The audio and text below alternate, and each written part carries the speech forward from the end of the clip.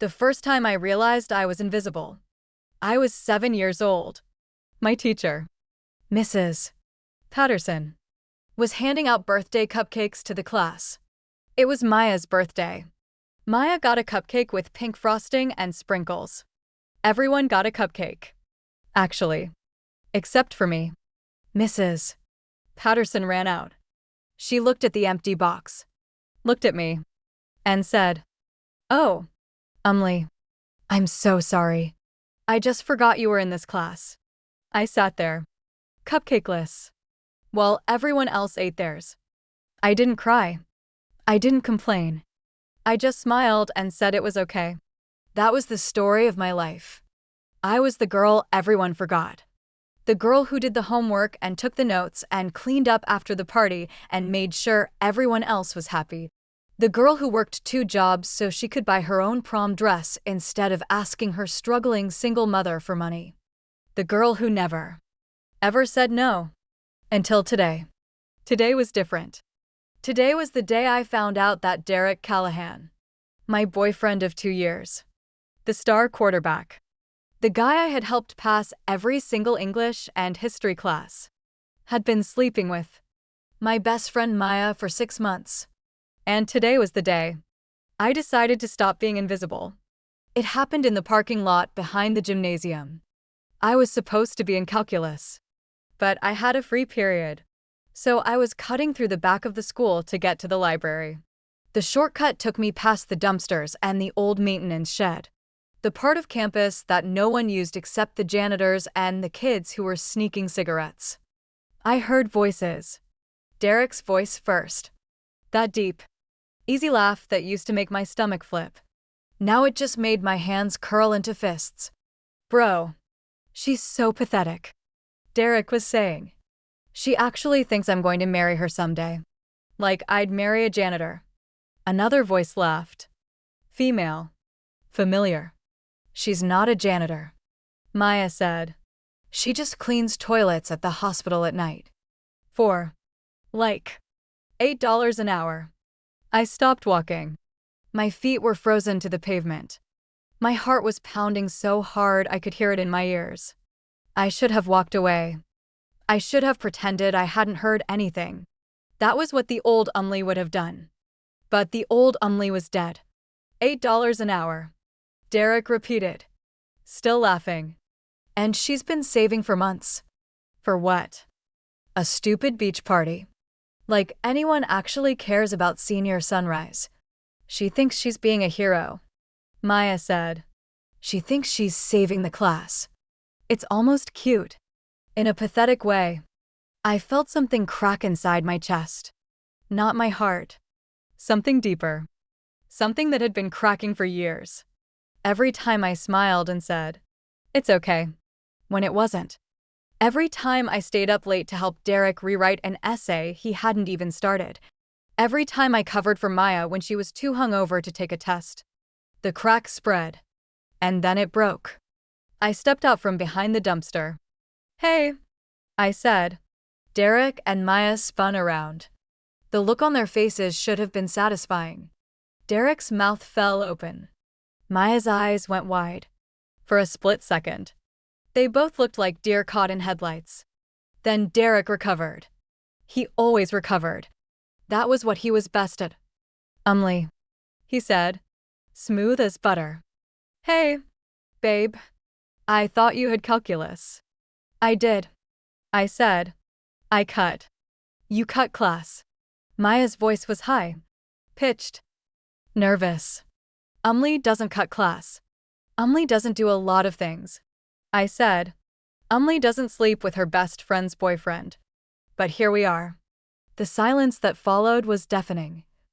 Derek shifted his weight from foot to foot. Maya looked at the ground. For a moment, no one spoke. Then Derek laughed. Not a nervous laugh. A real laugh. Like I had just told a joke. "Come on, Umlee," he said. "You're not seriously upset about this, are you?" I stared at him. "You've been cheating on me for 6 months," I said, "with my best friend. And you're asking if I'm seriously upset." Derek shrugged. It's not a big deal. It's just sex. You're the one I'm dating. That should be enough. That should be enough. I repeated. Yeah. He said it like it was obvious. Like I was the crazy one for being hurt. You knew what you were getting into when you started dating me. Umly. I'm not the relationship type. You're the one who wanted to make it serious. You asked me to be your girlfriend. I asked you to be my tutor. You're the one who thought it meant something else. The words hit me like a slap. I thought about all those nights in his bedroom, helping him study for tests he never would have passed without me. The hours I spent editing his college application essays. The money I lent him for gas and food and concert tickets. Money I never saw again. And the whole time, he was laughing at me. He's right. Umly. Maya's voice was cold now. She had stopped looking at the ground. She was looking at me with something that looked a lot like contempt. You're too nice. You've always been too nice. That's why everyone walks all over you. Maya. No. Let me finish. Maya stepped closer. She was wearing the necklace I had bought her for her birthday. The one I had saved for 3 months to afford. You think you're a good person because you do things for people. But you're not good. You're weak. You're a doormat. And doormats don't get to be surprised when people wipe their feet on them. I looked at her. At Derek. At the two people I had trusted more than anyone in the world. And I didn't cry. That was the thing that surprised me the most. I didn't cry. I didn't scream. I didn't beg or plead or ask them why. I just stood there, looking at them. And I felt something settle into place inside me. Something cold. Something hard. Something that had been waiting for this moment for a very long time. You're right. Maya. I said. I've been a doormat. But not anymore. I turned and walked away. Umly. Wait. Derek called after me. I didn't look back. I drove straight to the Thornton Hotel. It was a 30-minute drive from the school, through the winding back roads that led to the coast. The hotel was small and old-fashioned, the kind of place that families had been coming to for generations. It sat on a cliff overlooking the Pacific Ocean, with a private beach and a view that made people cry. It was also the place where I had planned to surprise my entire graduating class. For the past 8 months, I had been working the night shift at St. Mary's Hospital, cleaning rooms and emptying bedpans and scrubbing floors. $12 an hour. 40 hours a week. Sometimes more.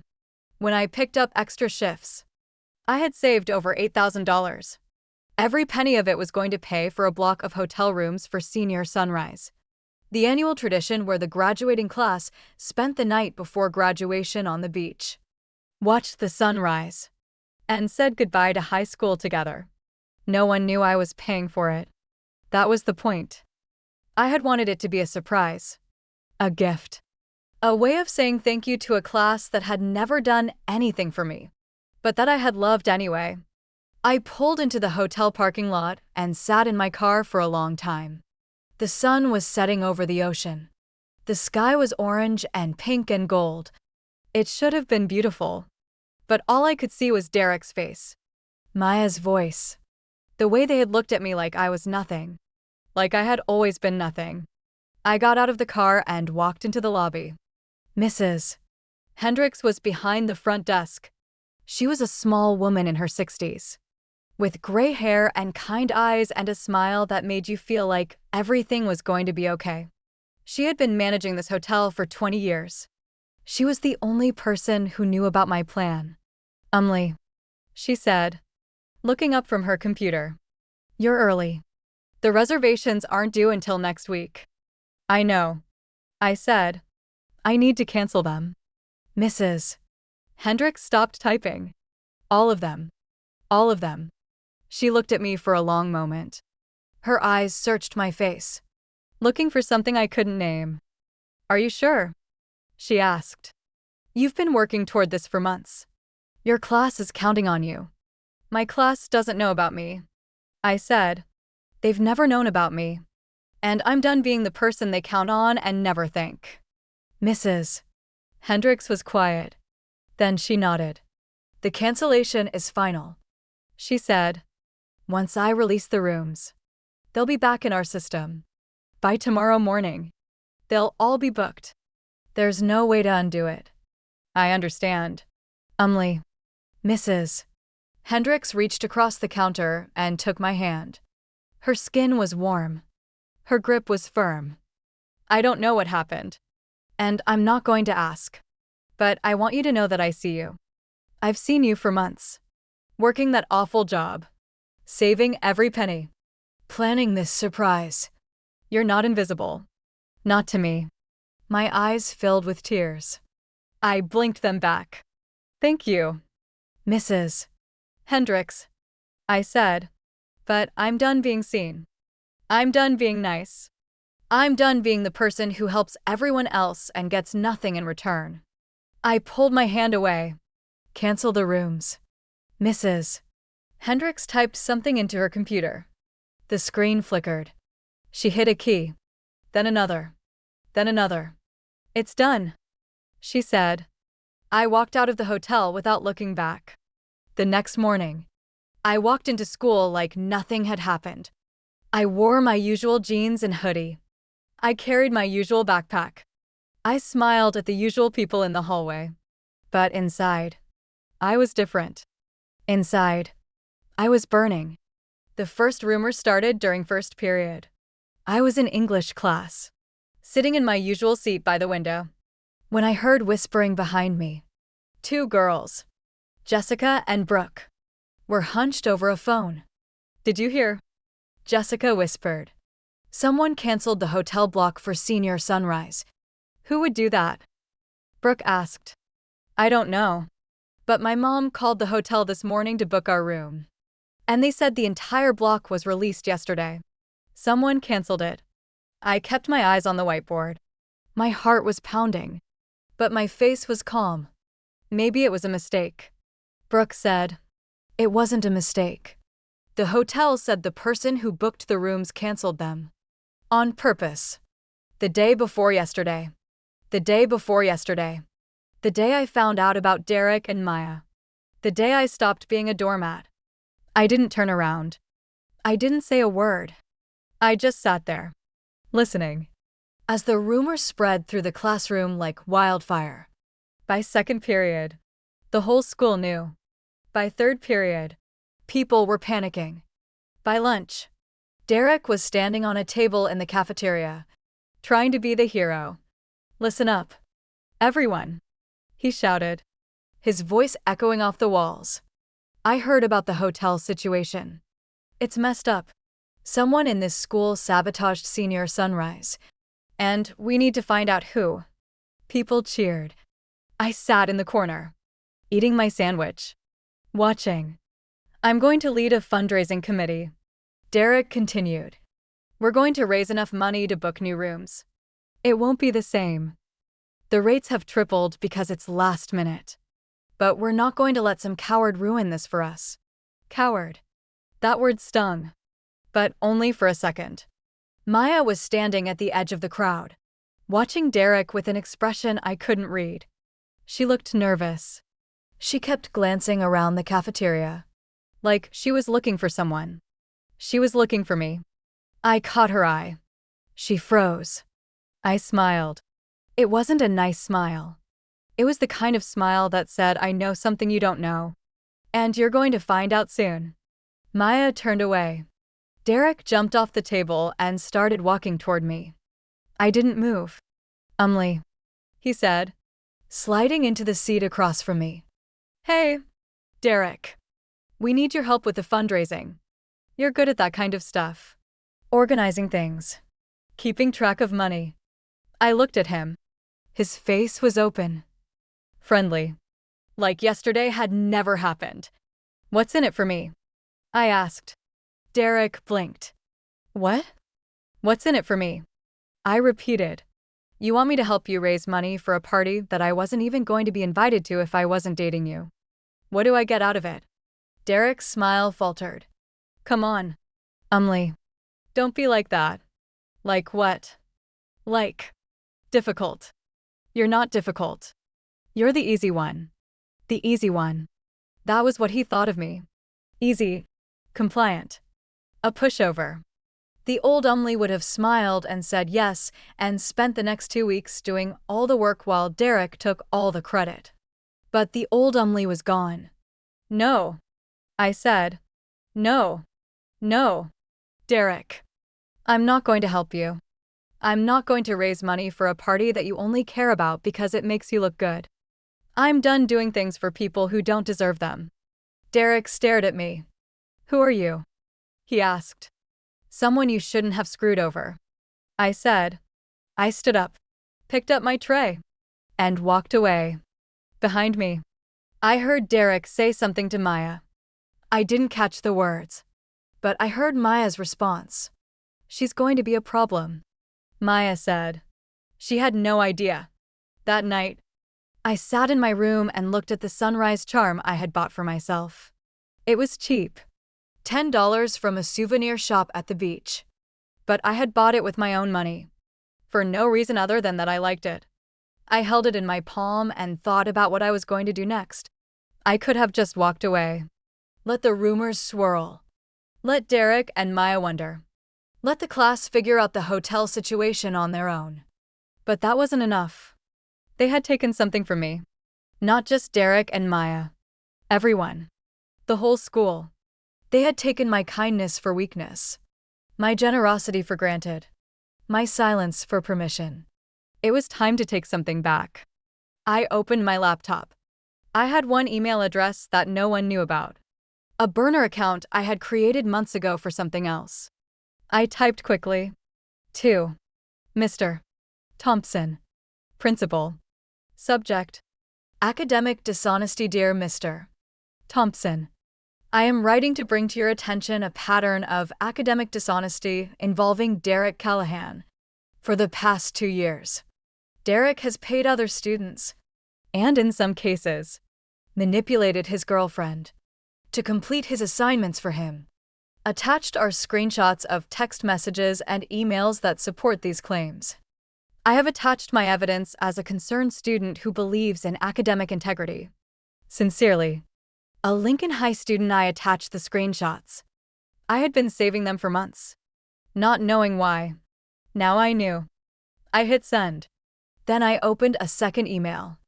To the Lincoln High student body. Forwarded chain. Subject: Senior Sunrise update. The hotel block for Senior Sunrise was canceled by someone who wanted to teach this class a lesson. Think about who you've hurt. Think about who you've ignored. The answer is closer than you think.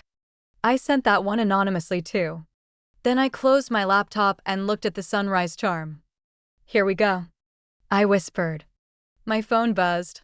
A text from an unknown number. I know what you did. I stared at the screen.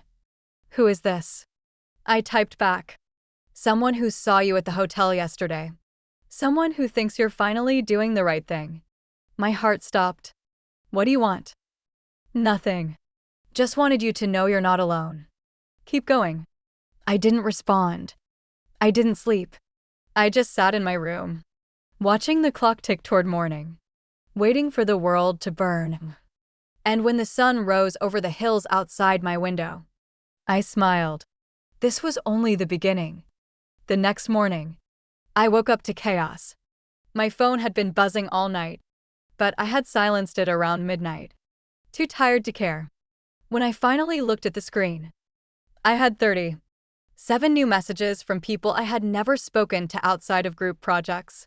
Did you hear about Derek? Someone sent evidence to Mr. Thompson.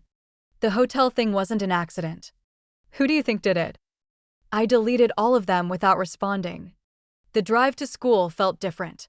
The roads were the same. The sky was the same gray Oregon overcast, but something in the air had shifted. The world felt charged. Electric. Like before a thunderstorm.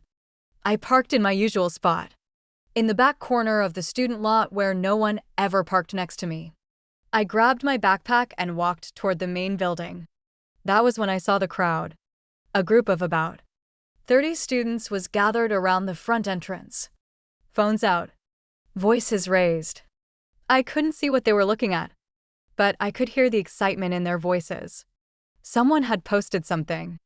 I pushed through the crowd, keeping my head down, and slipped inside the building. The hallways were worse. Paper flyers had been taped to every locker. Not printed. Handwritten. In block letters so generic that no one could trace the handwriting. Derek Callahan cheated his way through high school. Maya Tanaka slept with her best friend's boyfriend. Senior sunrise was canceled by someone you wronged. The truth is coming. I stopped at my locker and stared at the flyer taped to my own door. Umli Castellano is not the villain. That one wasn't mine. I hadn't written that. Someone else was involved. I ripped the flyer off my locker, crumpled it into a ball, and shoved it into my pocket. Then I opened my locker, grabbed my books, and walked to first period like nothing was happening. English class was a circus. Mr. Harrison was trying to teach The Great Gatsby, but no one was listening. The whispers were too loud. The phones were too active. Every few seconds, someone's face would light up with a new notification, and the whispers would start again. Umli. Jessica leaned across the aisle. She had never spoken to me before. Not once in 4 years. Did you see the flyers? I looked at her. I saw them. Who do you think wrote them? I don't know. Do you think it's true? About Derek and Maya. I turned to face her fully. What do you think? Jessica hesitated. She wanted me to say something. To confirm or deny. To give her a story she could spread. I didn't give her anything. I think you should ask Derek yourself. I said, if he's your friend. Jessica's face flushed. She turned away. Mr. Harrison cleared his throat. Page 70. 2. Please. We're discussing symbolism. No one opened their book. By second period, the administration had removed the flyers. But the damage was done. The entire school was talking about Derek and Maya. About the cheating. About the affair. About the hotel. And about me. I noticed the looks first. The way people's eyes followed me down the hallway. The way conversations stopped when I walked by. The way whispers started again as soon as I passed. Some of the looks were sympathetic. Most were suspicious. Derek was nowhere to be seen. Someone said he had been called to the principal's office first thing in the morning. Someone else said his parents had been called. A third person claimed he had been expelled already. None of it was true. But the rumors didn't need to be true. They just needed to spread. Maya was in third period. We had history together. AP American History. Mrs. Chen's class. The hardest course in the school. Maya had only signed up because Derek was in it. She had spent the entire year copying my notes and begging me to explain the readings to her. Today, she sat in her usual seat, 2 rows behind me. She looked terrible. Her eyes were red. Her hair was greasy, like she hadn't washed it. She was wearing the same clothes she had worn yesterday. I didn't turn around. I didn't acknowledge her. But I felt her stare on the back of my neck for the entire 50 minutes. When the bell rang, Maya caught up to me in the hallway. Umli. Wait. I kept walking. Umli. Please. I stopped. She was breathing hard, like she had run to catch me. Her face was blotchy. Her hands were shaking. We need to talk, she said. We have nothing to talk about. Umli. I'm sorry. I'm so sorry. Derek.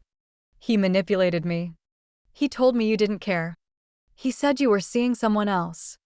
I looked at her. The lies were so obvious now. So transparent. I wondered how I had ever believed anything she said. You called me a doormat. I said. Yesterday.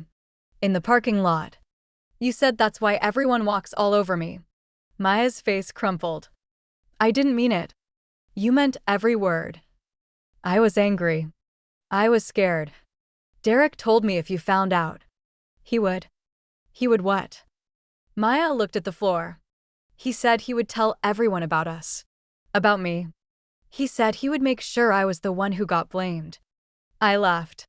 It wasn't a happy laugh. It was the kind of laugh that came from a place so dark that light had never touched it. So you decided to blame me instead. I didn't. You stood there while he called me pathetic. While he laughed about the money I saved. While he said he was only with me because I was easy. And you didn't say one word to defend me. Maya was crying now. Real tears. Ugly tears. I'm sorry. She sobbed. I'm so sorry. Sorry doesn't fix anything. What do you want me to do? I'll do anything. I looked at her for a long moment. This was the girl I had shared a room with at summer camp. The girl I had told my deepest secrets to. The girl I had loved like a sister. And she had thrown it all away for a boy who would never love her back. I want you to leave me alone. I said. I want you to stay away from me. I don't want your apologies. I don't want your excuses. I don't want to see your face. Maya's crying got louder. A crowd was starting to gather. Students were stopping in the hallway. Watching. Phones out. I didn't care. I gave you everything. Maya. I said. Loud enough for everyone to hear. I paid for your lunch when you forgot your money. I covered for you when you were too drunk to take a test. I bought you that necklace you're wearing right now. And you thanked me by sleeping with my boyfriend and calling me a doormat. The crowd gasped. Maya clutched the necklace like it was burning her. You don't get to cry. I said. You don't get to be the victim. You made your choices. Now you get to live with them. I turned and walked away. Behind me, I heard Maya sobbing. I heard the whispers.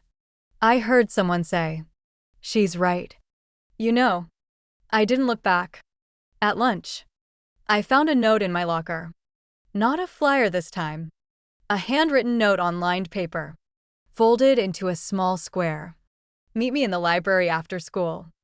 I can help you. No signature. I stared at the note for a long time. The handwriting was neat. Precise.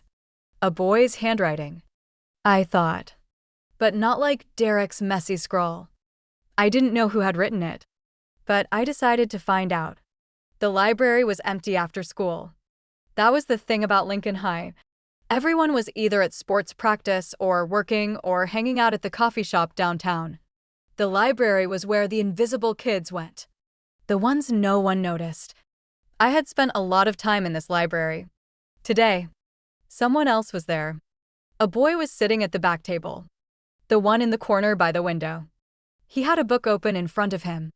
But he wasn't reading it. He was watching the door. Waiting for me. I walked toward him. He stood up as I approached. He was tall. Taller than Derek. With dark hair and brown eyes and a face that looked like it had never quite figured out how to smile. Sam. Sam Henderson. I knew who he was. But I didn't know him. He was in my English class. He sat in the back. Never spoke. Always turned his homework in on time. He wasn't popular. He wasn't unpopular. He just existed. Like I used to. It was you. I said. The note. Sam nodded. Sit down. He said. I sat. For a moment. Neither of us spoke. The library was silent except for the hum of the fluorescent lights and the distant sound of a lawnmower somewhere outside. How did you know? I asked. About what? About the hotel. About Derek and Maya. About any of it. Sam leaned back in his chair. I saw you at the Thornton Hotel. He said. 2 days ago. I was there with my mom. She's friends with Mrs. Hendricks. We were having coffee in the lobby when you walked in. My heart stopped. You heard everything. I heard enough. Sam's eyes were steady. I heard you cancel the rooms. I heard Mrs. Hendricks tell you it was final. I heard you say you were done being nice. I wanted to be angry. I wanted to deny it. I wanted to run. But I was tired of running. So you know. I said. I'm the one who canceled senior sunrise. I know. Are you going to tell anyone? Sam shook his head. Why not? Because Derek Callahan made my life hell for 3 years. His voice was flat, empty, like he was talking about someone else. Freshman year. He and his friends held me down in the locker room and wrote "loser" on my forehead with a permanent marker. I had to go to the hospital to get it removed. The school did nothing. I stared at him. I didn't know that. I said, "No one knows." I didn't tell anyone. I just disappeared. Became invisible. He looked at me. Like you. I'm not invisible anymore. No, you're not. He almost smiled. And neither am I. I didn't know what to say to that. So I said nothing. I'm not going to tell anyone about the hotel. Sam said, I'm not going to help you. Either. Not unless you want me to. Why would I want you to help me? Because you're not done. He leaned forward. You canceled the rooms. That was just the first move. But Derek and Maya are still walking around like nothing happened. The rumors are spreading, but no one knows where they're coming from. You have a chance to control the narrative, to make sure the truth comes out. The truth about what? The truth about everything. About Derek cheating on you. About Maya betraying you. About the way this school has treated you for 4 years. I looked at him. Why do you care? Because someone should have helped me. Sam said, and no one did. I'm not going to let that happen to you.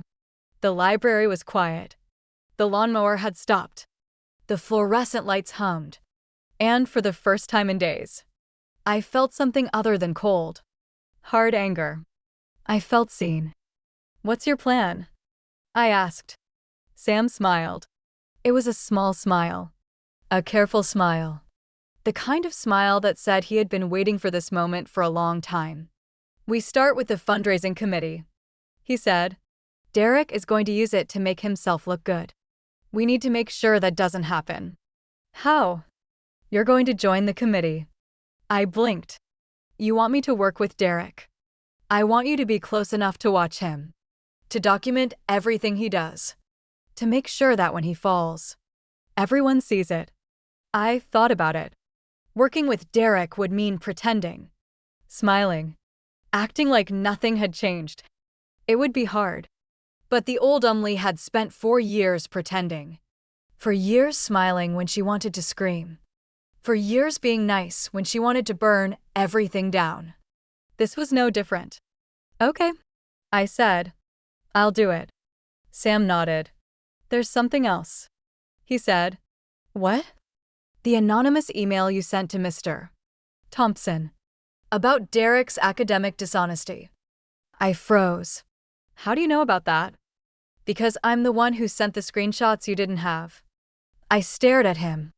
Derek cheated on a Spanish test last year. I was in the same class. I saw him looking at his phone under the desk. I took a picture. I've been holding on to it for 12 months. Waiting for the right moment. And you think this is the right moment? I think Derek Callahan deserves everything that's coming to him. Sam's voice was hard now. And I think you're the person who can make sure he gets it. I didn't know what to say. So I said the only thing that made sense. Thank you. Sam shook his head. Don't thank me. He said. Just don't let them win.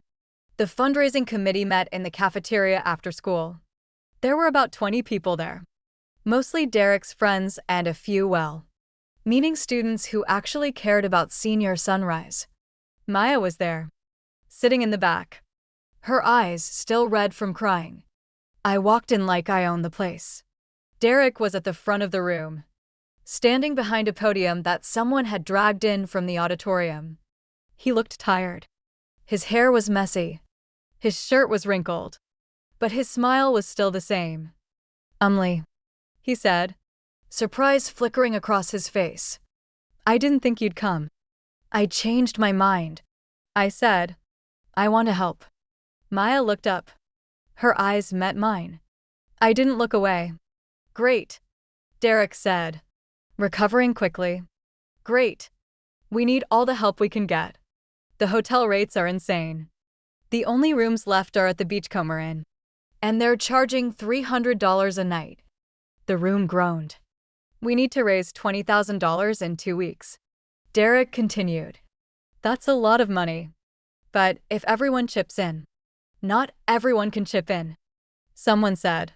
A girl named Chloe, who worked 2 jobs to help her family pay rent. Some of us don't have extra money. Derek's smile tightened. Then you can help in other ways, he said. Fundraising. Organizing. Whatever you can do. Chloe looked down at the table.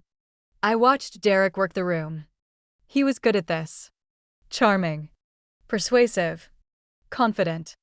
He made people feel like they were part of something important. But I knew the truth. Derek didn't care about Senior Sunrise. He cared about looking like a hero. We need a treasurer, Derek said. Someone to keep track of the money. Someone organized. Someone trustworthy. His eyes landed on me. He said. You're good with numbers. Will you do it? The room turned to look at me. Maya's eyes were wide. Chloe's eyebrows were raised. And Sam, who had slipped in through the back door, was watching from the corner. I smiled. Of course, I said. I'd love to. Derek looked relieved. He shouldn't have been. The next 3 days were a masterclass in manipulation. I showed up to every committee meeting. I smiled at Derek. I was polite to Maya. I kept meticulous records of every donation, every expense, every penny that came in and went out. I also kept a second set of records, the ones Derek didn't know about. On Tuesday, I noticed that $50 had gone missing from the cash box. I mentioned it to Derek. He said it was probably a mistake. He'd look into it. On Wednesday, another $100 disappeared. On Thursday, Derek announced that he was taking over the cash box himself. For security reasons, he said. No offense. None taken. I said. That night, Sam and I met in the library. He's stealing the money. Sam said. I know. Are you going to do something about it? I thought about it. I could expose Derek now. Go to Mr. Thompson. Show him my records. Prove that Derek had been skimming from the fundraising committee.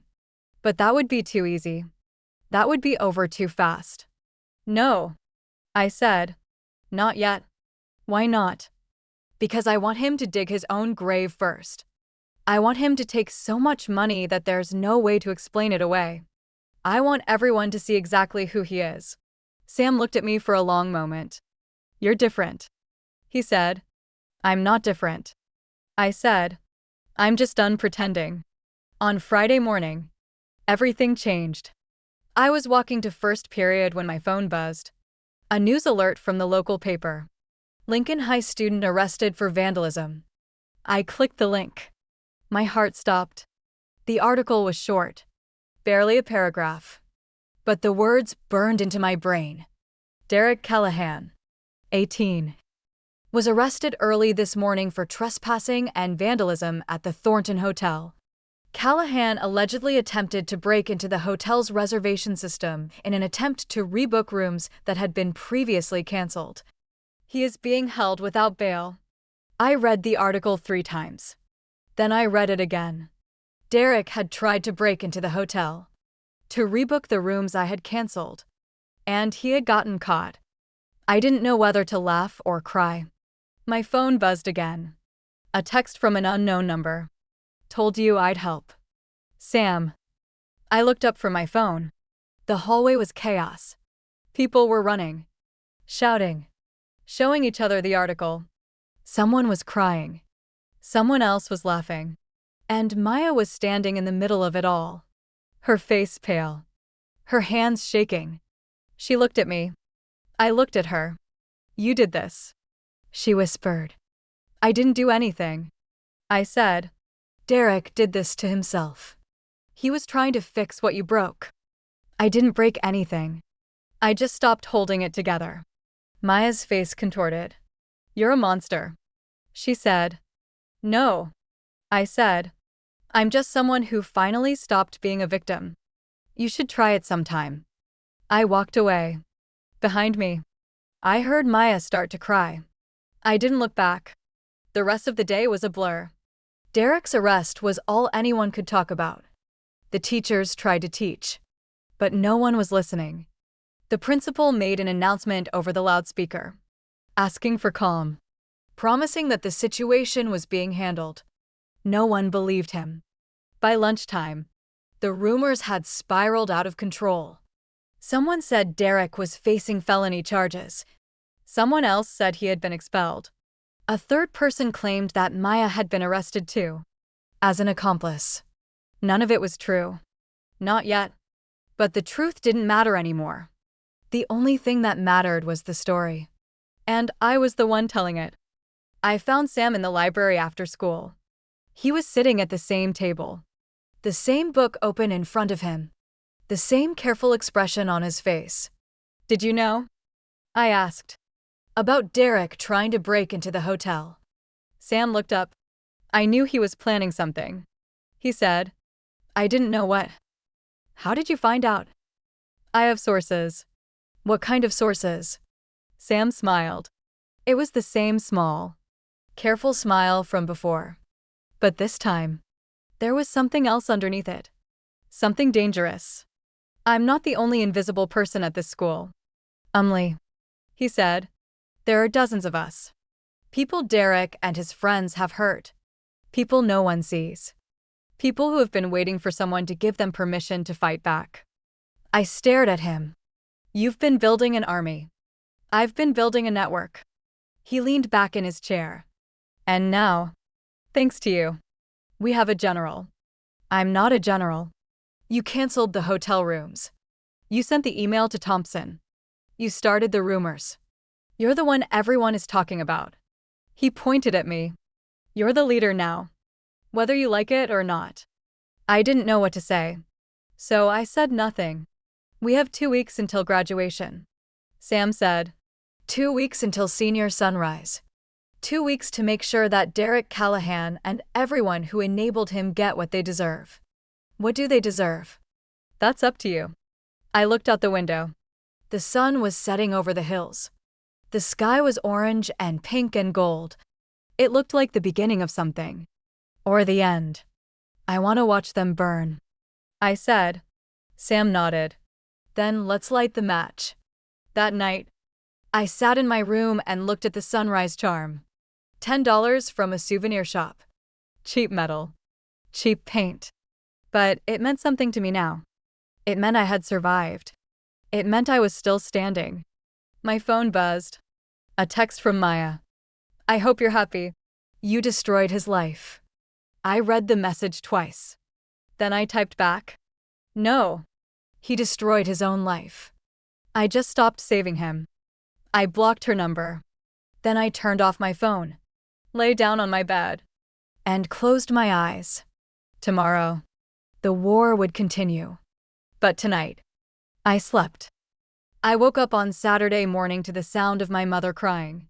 Not the soft, sniffly crying she did during sad movies. The real kind.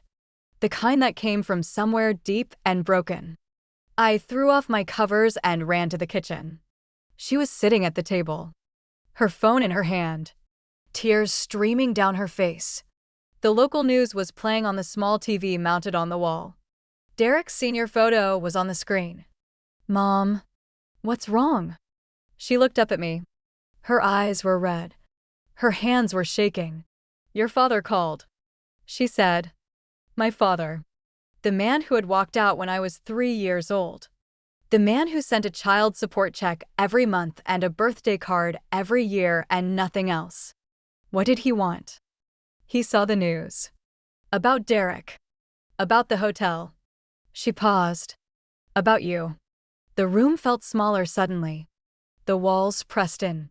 What about me? My mother held up her phone. It was a Facebook post. Someone had screenshotted the anonymous email I had sent to Mr. Thompson. The one about Derek's academic dishonesty. My email address was blurred out, but the content was there for everyone to see. And at the bottom of the screenshot, someone had written, "Pretty sure this came from Castellano." She's the only one who had access to Derek's texts. 3,000 shares. 1,200 comments. My face went cold. Mom. I can explain. Explain what? Her voice cracked. That you've been lying to me. That you've been sneaking around. Sending anonymous emails. Canceling hotel reservations. That you're the reason the whole town is talking about our family. I opened my mouth. Closed it. Opened it again. I didn't mean for this to happen. But it did happen. She stood up. Her chair scraped against the floor. Do you have any idea what this is going to do to us? To your reputation. To my job. My mother worked at the town clerk's office. A small job in a small town where everyone knew everyone. If the town turned against me, they would turn against her too. I'm sorry, I said. She looked at me for a long moment. Then she walked out of the kitchen. The front door slammed. I stood there alone. The news still playing on the TV. Derek's face still staring at me from the screen. My phone buzzed. Sam. Turn on Channel 7. I grabbed the remote and changed the channel. A reporter was standing outside the Thornton Hotel, the same hotel where I had canceled the rooms, the same hotel where Derek had been arrested. Sources say that Derek Callahan was attempting to break into the hotel's reservation system when he was apprehended by security. Callahan is currently being held at the county jail, awaiting arraignment on charges of trespassing, vandalism, and attempted computer fraud. The reporter paused. In a related development, the Lincoln High School administration has announced that Callahan's scholarship offers have been rescinded pending further investigation into allegations of academic dishonesty. Rescinded. Derek's scholarships were gone. All of them. I should have felt satisfied. This was what I had wanted, wasn't it? Derek exposed. Derek punished. Derek's future in flames. But standing there in my mother's empty kitchen, watching the news, I felt something else. Something that tasted like ash. My phone buzzed again. Another text. Not from Sam. From a number I didn't recognize. You think you're so smart. But everyone knows now. Everyone knows what you did. Enjoy your 15 minutes. It's all you're going to get. I deleted the message. Then I turned off my phone, went back to my room, and closed the door. The next 3 days were a war. I didn't go to school on Monday. I couldn't. My mother had locked herself in her bedroom and wasn't answering my knocks. The driveway was full of cars I didn't recognize. Reporters. Probably. Or just curious neighbors who wanted to see the girl who had destroyed Derek Callahan. I stayed in my room and watched the news. By Monday afternoon, the story had gone national. Not just the local paper. Not just Channel 7. CNN had picked it up. Fox News. MSNBC. Every major outlet was running the same story. High school senior accused of cheating, vandalism, and theft. Derek's face was everywhere. So was mine. Someone had leaked my name to the press. I didn't know who. Sam swore it wasn't him. But it didn't matter. The damage was done. By Tuesday morning, my social media accounts were unusable. Thousands of messages. Hundreds of threats. People I had never met were calling me a monster. A liar. A vindictive bitch. People I had gone to school with for 4 years were posting screenshots of our conversations, twisting my words, making me look like the villain. Derek's mother gave an interview. She stood on her front porch, tears streaming down her face, and said, "My son is a good boy. He made some mistakes, but he doesn't deserve this. That girl, that Castellano, she ruined his life. She's been obsessed with him for years. This is all her fault." The video went viral. 3 million views in 4 hours.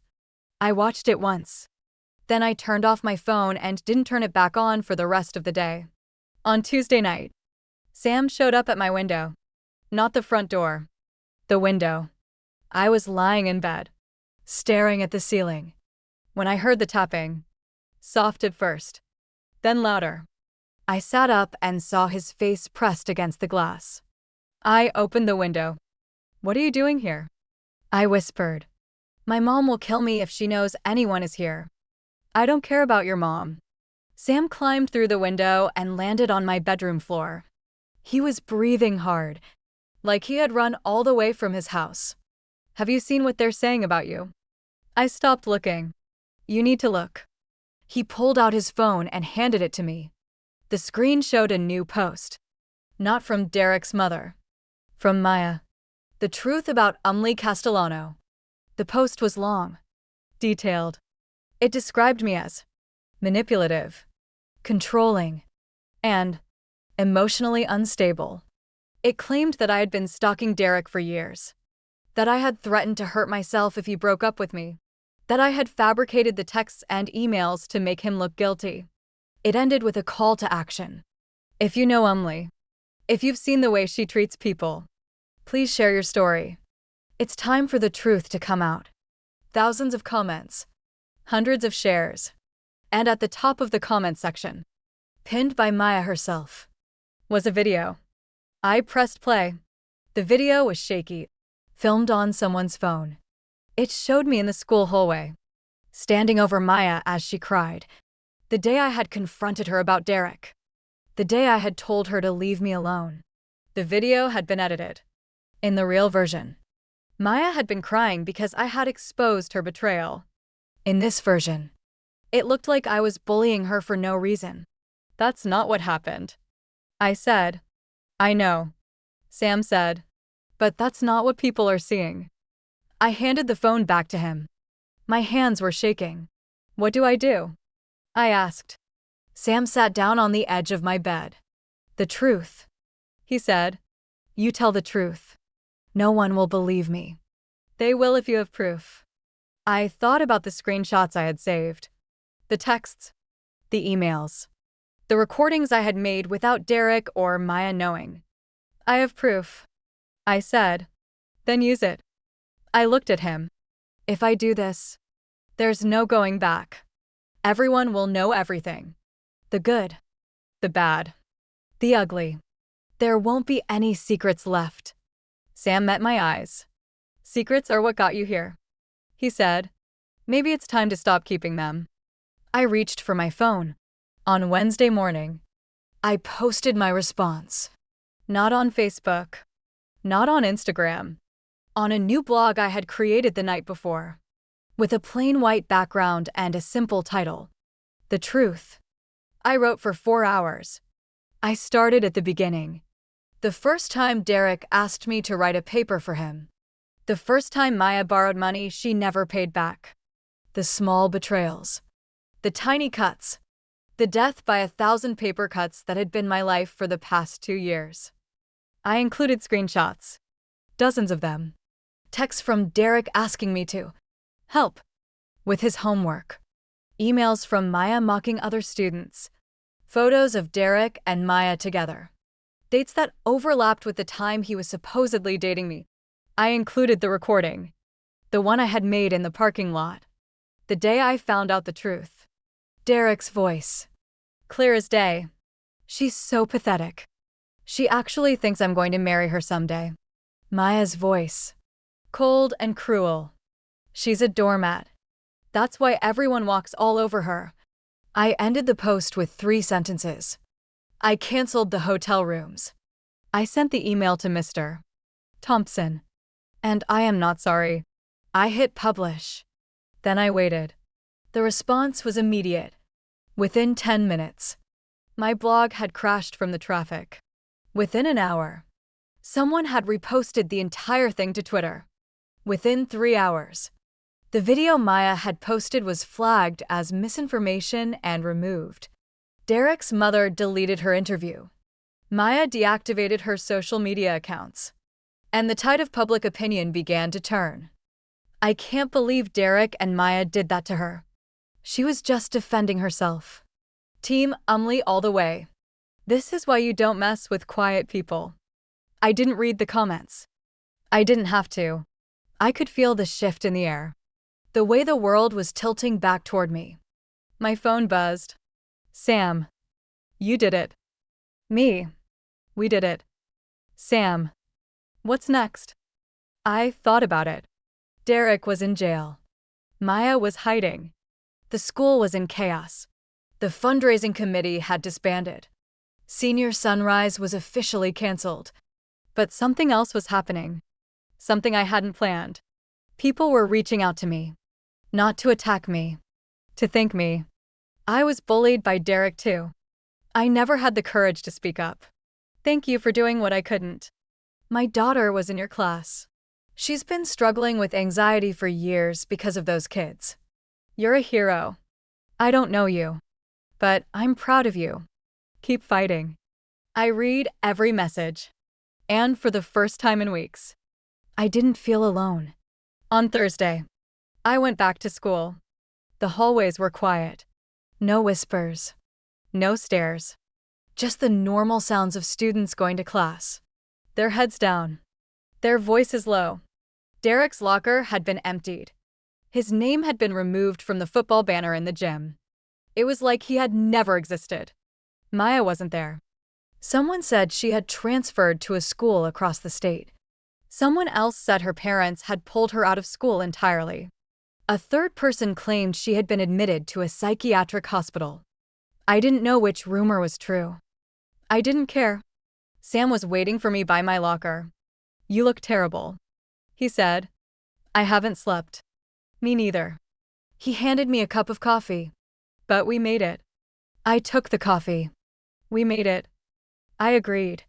We walked to first period together. For the first time in 4 years. I wasn't invisible. The assembly was called for Friday morning. Mr. Thompson stood on the stage, looking older than I remembered. The bags under his eyes were dark. His voice was tired. As you all know, the past 2 weeks have been difficult for our school community. He said, we've experienced pain, anger, and betrayal. Trust has been broken. Friendships have been destroyed. He paused. But we have also witnessed courage, honesty, a willingness to stand up for what is right, even when it's hard. His eyes found me in the audience. I didn't look away. Effective immediately. Mr. Thompson continued. Lincoln High School will be implementing a new anti-bullying policy.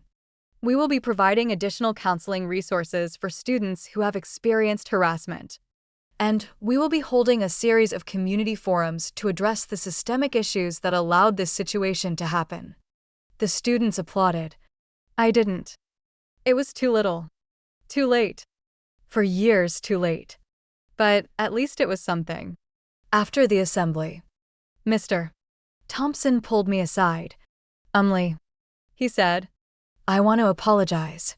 For what? For not seeing what was happening. For not protecting you. For not protecting any of the students who were hurt by Derek and his friends. I looked at him. You didn't know. I said, I should have known. He sighed. I'm the principal. It's my job to know. We stood in silence for a moment. What happens now? I asked. Now. We try to do better. He met my eyes. And we hope that's enough. I nodded. Then I walked away. That night, Sam and I sat on the roof of his parents' house. The stars were out. The air was cold. Below us, the town was quiet. Its windows dark. Its secrets hidden. Are you okay? Sam asked. I don't know. I said. I think so. You did the right thing. Did I? I looked at him. I ruined lives. Sam. Derek's in jail. Maya's gone. Their families are destroyed. They destroyed themselves. Sam said, You just showed everyone the truth. I thought about that. The truth. It was such a simple word. Such a heavy word. The truth had cost me my friends, my reputation, my peace of mind. But it had also set me free. What about Senior Sunrise? I asked. What about it? It's canceled. No hotel. No beach. No sunrise. Sam was quiet for a moment. Then he said, My family has a lake house. About an hour from here. It's not the beach, but it has a dock, and the sunrise is beautiful. I stared at him. You're offering to host senior sunrise. I'm offering you a place to watch the sunrise. He said, if you want to invite other people, that's up to you. I thought about the class. The people who had ignored me for 4 years. The people who had believed the worst about me without ever asking for my side. Some of them had apologized. Most of them hadn't. I don't want to invite the whole class. I said, then don't. People will be angry. People are always angry about something. Sam shrugged. Let them be angry. You've done enough for them. I looked at the stars. The sunrise charm was on my wrist. The one I had bought for myself. The one that reminded me who I was. Okay, I said. Let's do it. The next week was chaos. I didn't go to the lake house. Not yet. That was for after graduation. First, I had to survive the final days of high school. The teachers were going through the motions. The students were counting down the minutes. The building felt like a ghost ship. Empty and hollow. Waiting to be decommissioned. Derek's trial was scheduled for August. Maya's parents had lawyered up. The school board was conducting an investigation. None of it mattered to me anymore. I had moved on. On the last day of school, I cleaned out my locker for the final time. The walls were bare. The shelves were empty. There was nothing left of the girl who had spent 4 years trying to be invisible. Sam was waiting for me by the door. Ready? He asked. No, I said, but let's go anyway. We walked out of Lincoln High School together. Behind us, the buildings stood silent. Ahead of us, the sun was setting, and somewhere in the distance, the lake was waiting. Graduation was held on a Saturday. The ceremony took place in the football stadium, the same field where Derek had once been a hero. Now his name was nowhere to be seen. His jersey had been removed from the banner. His records had been erased from the scoreboard. The students wore caps and gowns. The parents cried. The teachers smiled. And I sat in the front row, waiting for my name to be called. Umlee Castellano. The principal announced. I stood up. The applause was loud. Louder than I expected. People were cheering. Whistling. Standing. I walked across the stage. Took my diploma. And shook Mr. Thompson's hand. Congratulations, he said. Thank you, I replied. I walked back to my seat. Behind me, someone shouted, Team Umlee. The crowd laughed. I didn't. But I smiled. After the ceremony, Sam found me by the flagpole. You did it, he said. We did it, I corrected.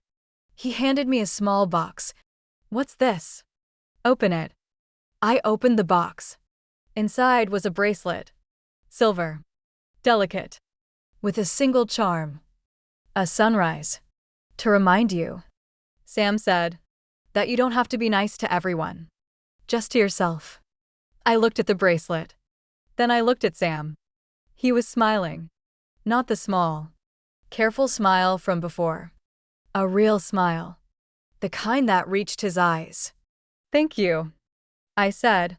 Don't thank me, he said. Just don't forget where you came from.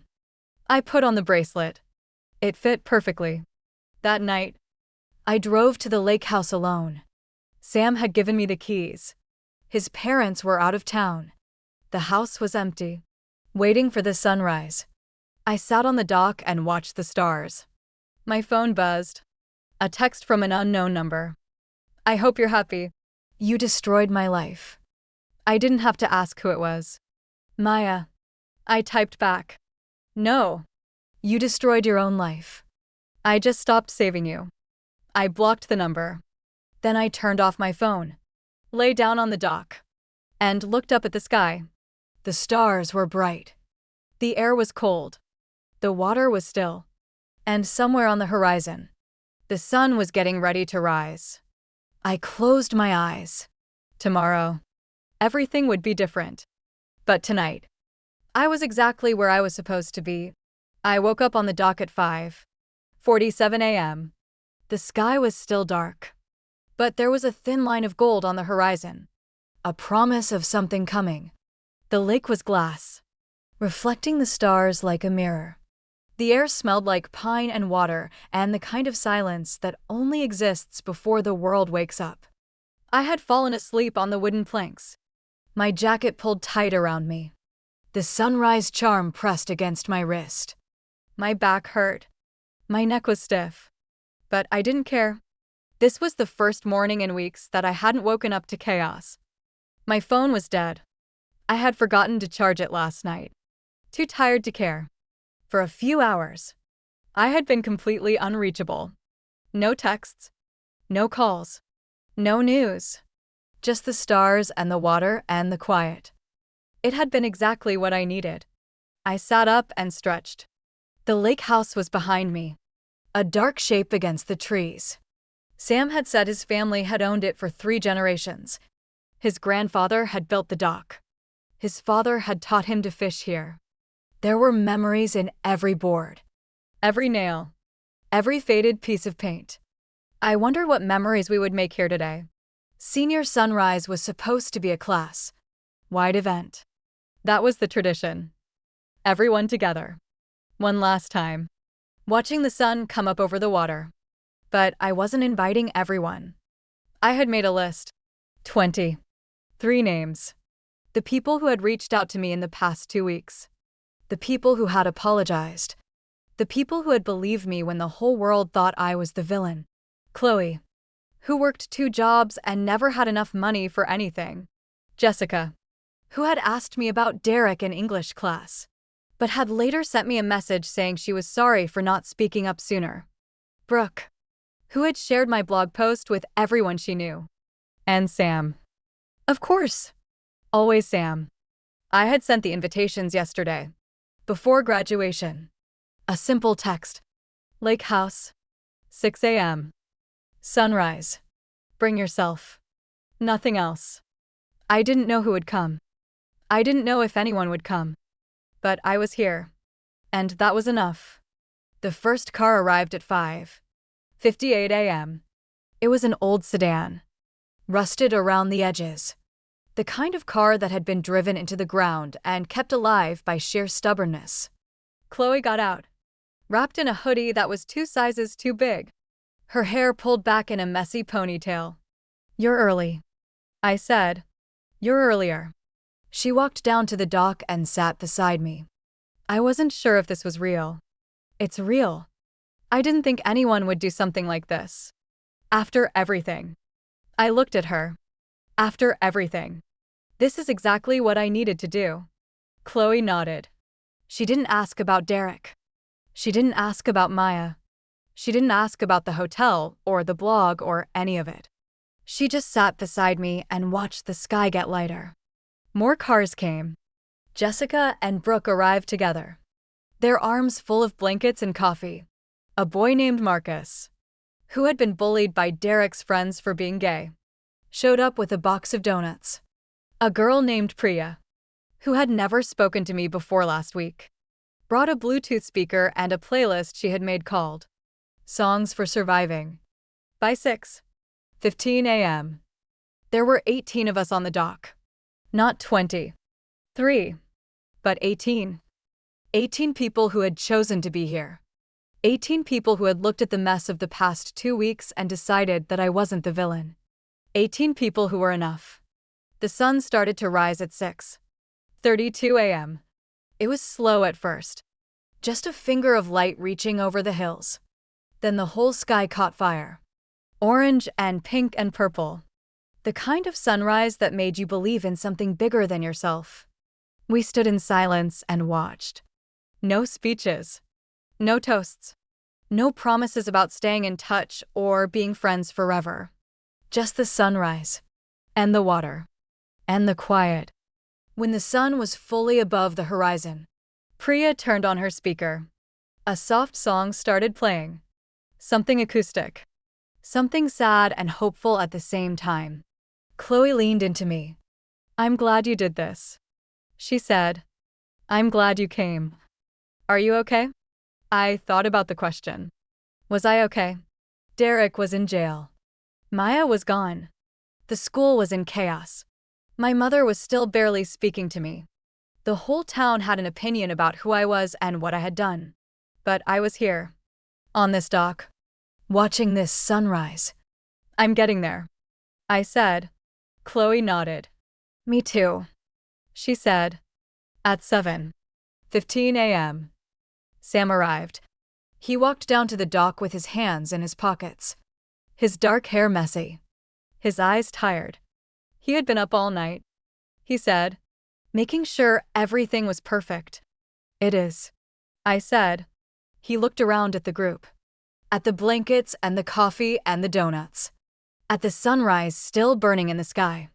18 people, he said. 18. That's not bad.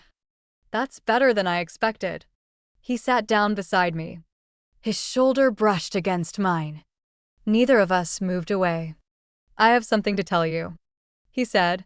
What? He pulled out his phone. The screen was cracked. Had been for as long as I had known him. But the message on it was clear. Derek Callahan was released on bail this morning. His parents posted bond. He's expected to appear in court on August 15th. My heart stopped. He's out. He's out. I stared at the screen. Derek was free. Derek was walking around. Derek could be anywhere. He's going to come after me, I said. Probably. Are you scared? Sam looked at me. No, he said. Are you? I thought about it. The old Umlee would have been terrified. The old Umlee would have hidden in her room and waited for the world to protect her. But the old Umlee was gone. No, I said. Let him come. The phone call came at 9 p.m. that night. I was back at home, sitting in my room, staring at the wall. My mother had finally come out of her bedroom. She had made me dinner. Spaghetti, my favorite. And we had eaten in silence. She hadn't apologized. Neither had I. We were both still figuring out how to be in the same room together. My phone buzzed. Unknown number. I answered. Umlee Castellano. Umlee. Derek's voice. Low. Rough. Nothing like the smooth, confident tone he had used in the cafeteria. We need to talk. No, we don't. I'm not going to hurt you. You tried to break into a hotel. You got arrested. Forgive me if I don't trust your judgment. He laughed. It was an ugly sound. You think this is funny? I asked. I think you're the funniest person I know, he said. You spent 2 years doing everything I asked. You wrote my papers. You covered for me. You loved me. And then, one day, you just snapped. You canceled the hotel. You sent those emails. You destroyed my life. I didn't destroy your life. You destroyed your own life. I just stopped saving you. Same thing. Not even close. There was a pause. Then Derek said, I'm going to fix this. Fix what? Everything. The scholarships. The arrests. The mess you made. His voice was hard now. I'm going to get a lawyer. I'm going to fight the charges. And when I'm done, everyone is going to know the truth. The truth is already out. Your version of the truth. He paused. My version is different. I felt a chill run down my spine. What are you going to do? I'm going to tell everyone that you were the one who cheated. That you were the one who manipulated me. That you fabricated the texts and the emails to make yourself look like a victim. No one will believe you. They will if I have proof. You don't have proof. Not yet. His voice dropped to a whisper. But I will. He hung up. I sat in the dark, staring at my phone. Derek was going to come after me. And this time, he wasn't going to play nice. Sam showed up at my window at 10 p.m. What are you doing here? I whispered. He called you. How do you know? Because he called me too. Sam climbed through the window and landed on my bedroom floor. He said he was going to destroy you. That he had evidence. That you were going to pay for what you did. What evidence? He wouldn't say. I sat down on my bed. My hands were shaking. What do I do? I asked. First, you breathe. Sam sat down beside me. Then you tell me everything he said. I told him. The call. The threats. The promise of evidence that didn't exist. When I was finished, Sam was quiet for a long moment. He's bluffing, Sam said finally. How do you know? Because if he had real evidence, he would have used it already. He wouldn't be threatening. He would be acting. I thought about that. It made sense. Derek was a lot of things, but he wasn't patient. If he had something on me, he would have released it the second he got out of jail. He's desperate. I said. Exactly. Sam nodded. Desperate people do stupid things. Like break into hotels. He almost smiled. We just need to wait. He'll make a mistake. They always do. And if he doesn't, Sam looked at me. Then we make him. The next morning, I went back to the lake house. Not for the sunrise. For something else. Sam had told me about a storage shed behind the main house.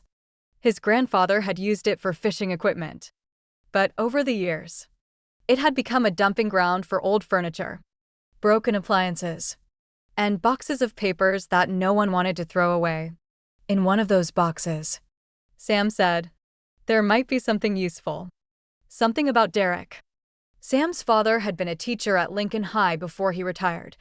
He had taught history, the same AP class that Derek had cheated his way through. And he had kept records, detailed records, of every student who had ever been suspected of academic dishonesty. These records are confidential, I said, holding a yellowed folder in my hands. They're also illegal, Sam said. My dad wasn't supposed to keep them, but he did. I opened the folder. Derek Callahan's name was inside. The records went back 3 years. 3 years of suspected cheating. 3 years of warnings and attentions and meetings with parents that had gone nowhere. 3 years of teachers trying to hold Derek accountable and administrators shutting them down. He should have been expelled. I said. He should have been. Sam agreed. But his parents donated a lot of money to the school. And his father was on the school board. He was protected. From the beginning. I closed the folder. This is proof, I said. Real proof. Not just texts and emails. Official school records. Official records that my dad wasn't supposed to keep. Does that matter? Sam thought about it. I don't know, he said. But it's something. I didn't release the records. Not yet. Derek was still out on bail. His court date was still weeks away. If I released the records now, he would have time to prepare. Time to spin the story. Time to make himself look like the victim. I needed to wait. I needed to be patient.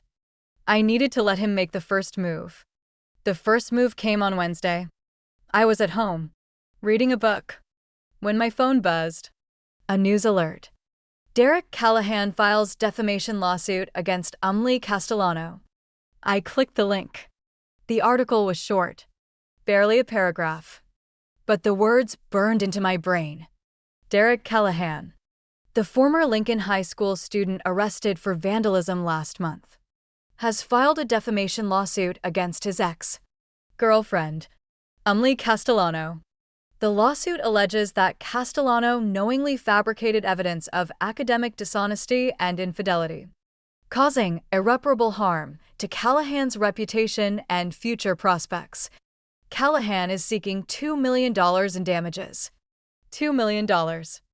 I didn't have $2 million. My mother didn't have $2 million. No one I knew had $2 million. Derek wasn't just trying to destroy my reputation.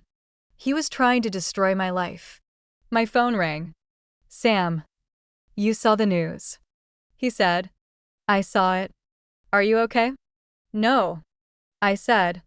But I will be. What are you going to do? I looked at the folder on my desk.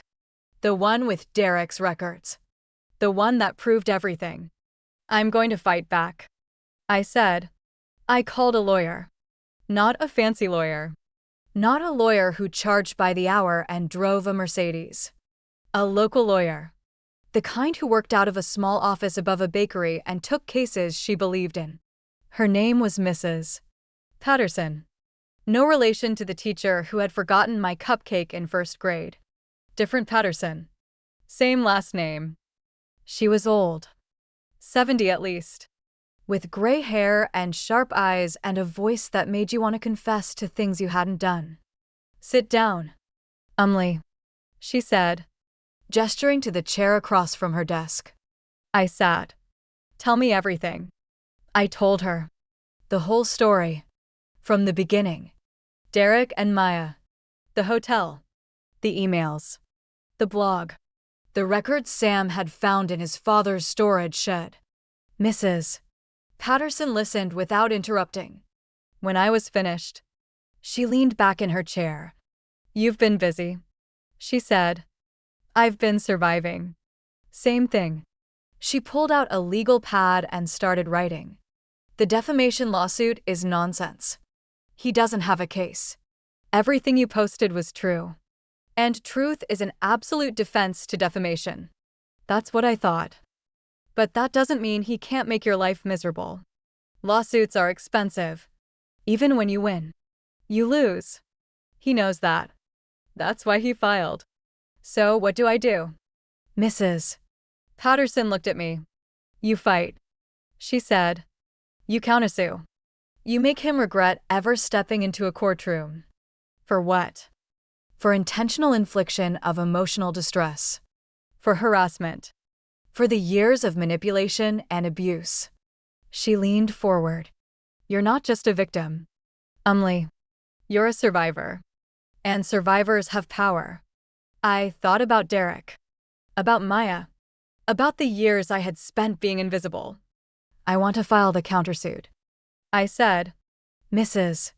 Patterson smiled. Good, she said. Let's get to work.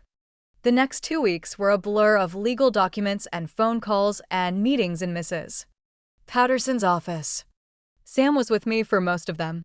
He sat in the corner, quiet and watchful, taking notes on his phone. He didn't say much, but his presence was enough.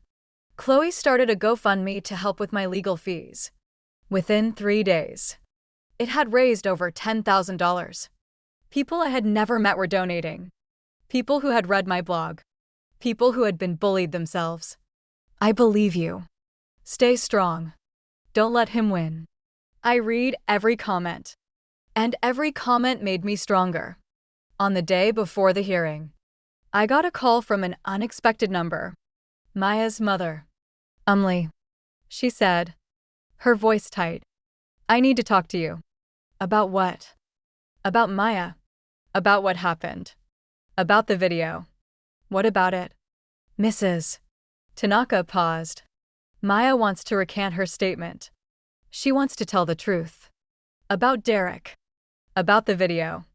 About everything. I was silent. Why now?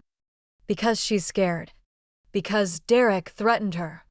Because she finally understands what she did was wrong. Another pause. She wants to testify on your behalf. I thought about Maya, the girl who had been my best friend. The girl who had betrayed me. The girl who had called me a doormat and watched me cry. She destroyed my life. I said, I know. She called me a monster. I know. She doesn't deserve my forgiveness. Mrs. Tanaka was quiet for a long moment. No, she said finally. She doesn't. But she's offering you something more valuable than forgiveness. She's offering you the truth. I closed my eyes. Tell her I'll think about it. I said. I hung up. The hearing was held on a Monday. The courtroom was small.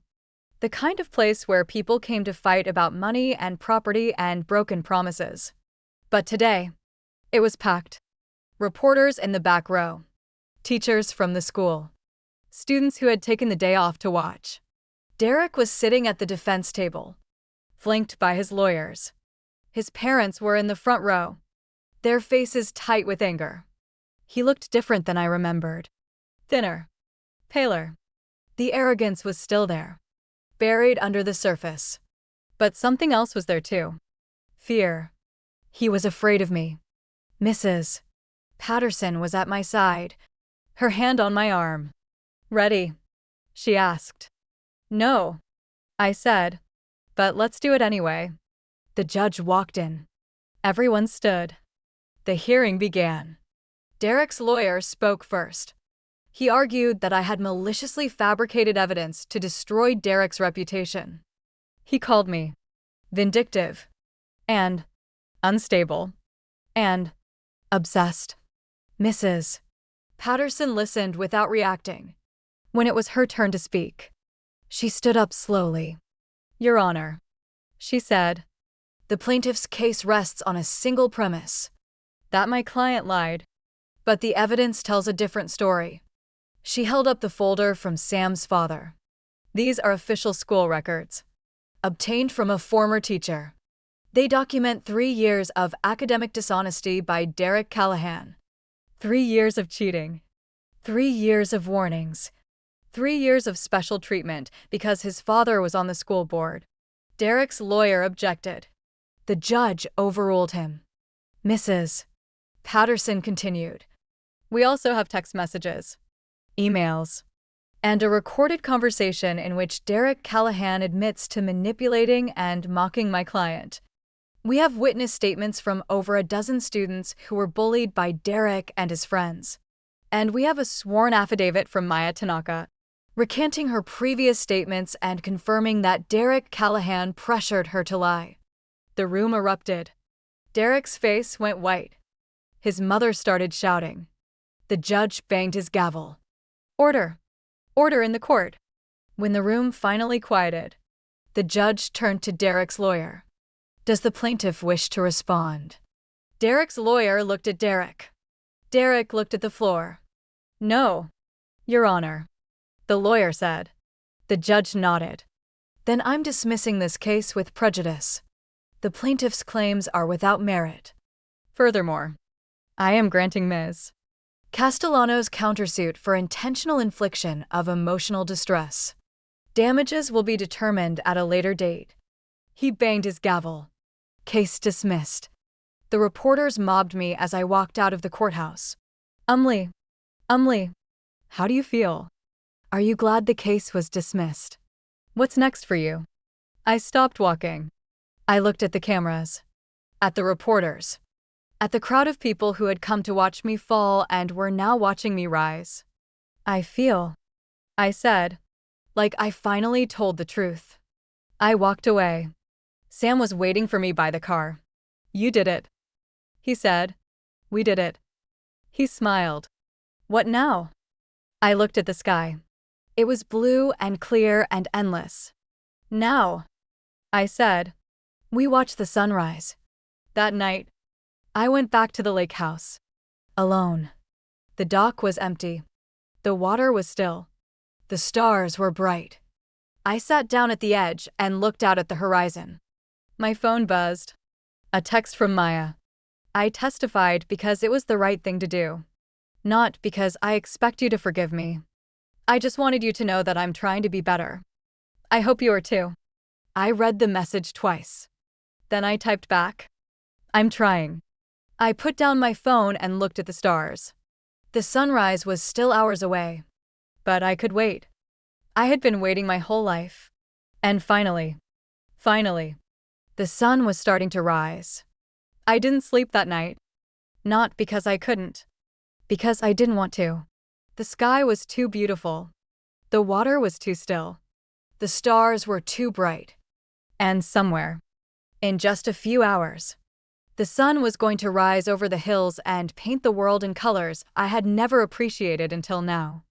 I sat on the dock with my legs dangling over the edge, my toes skimming the cold water.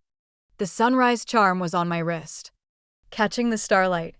The bracelet Sam had given me was on the other wrist, the silver cool against my skin.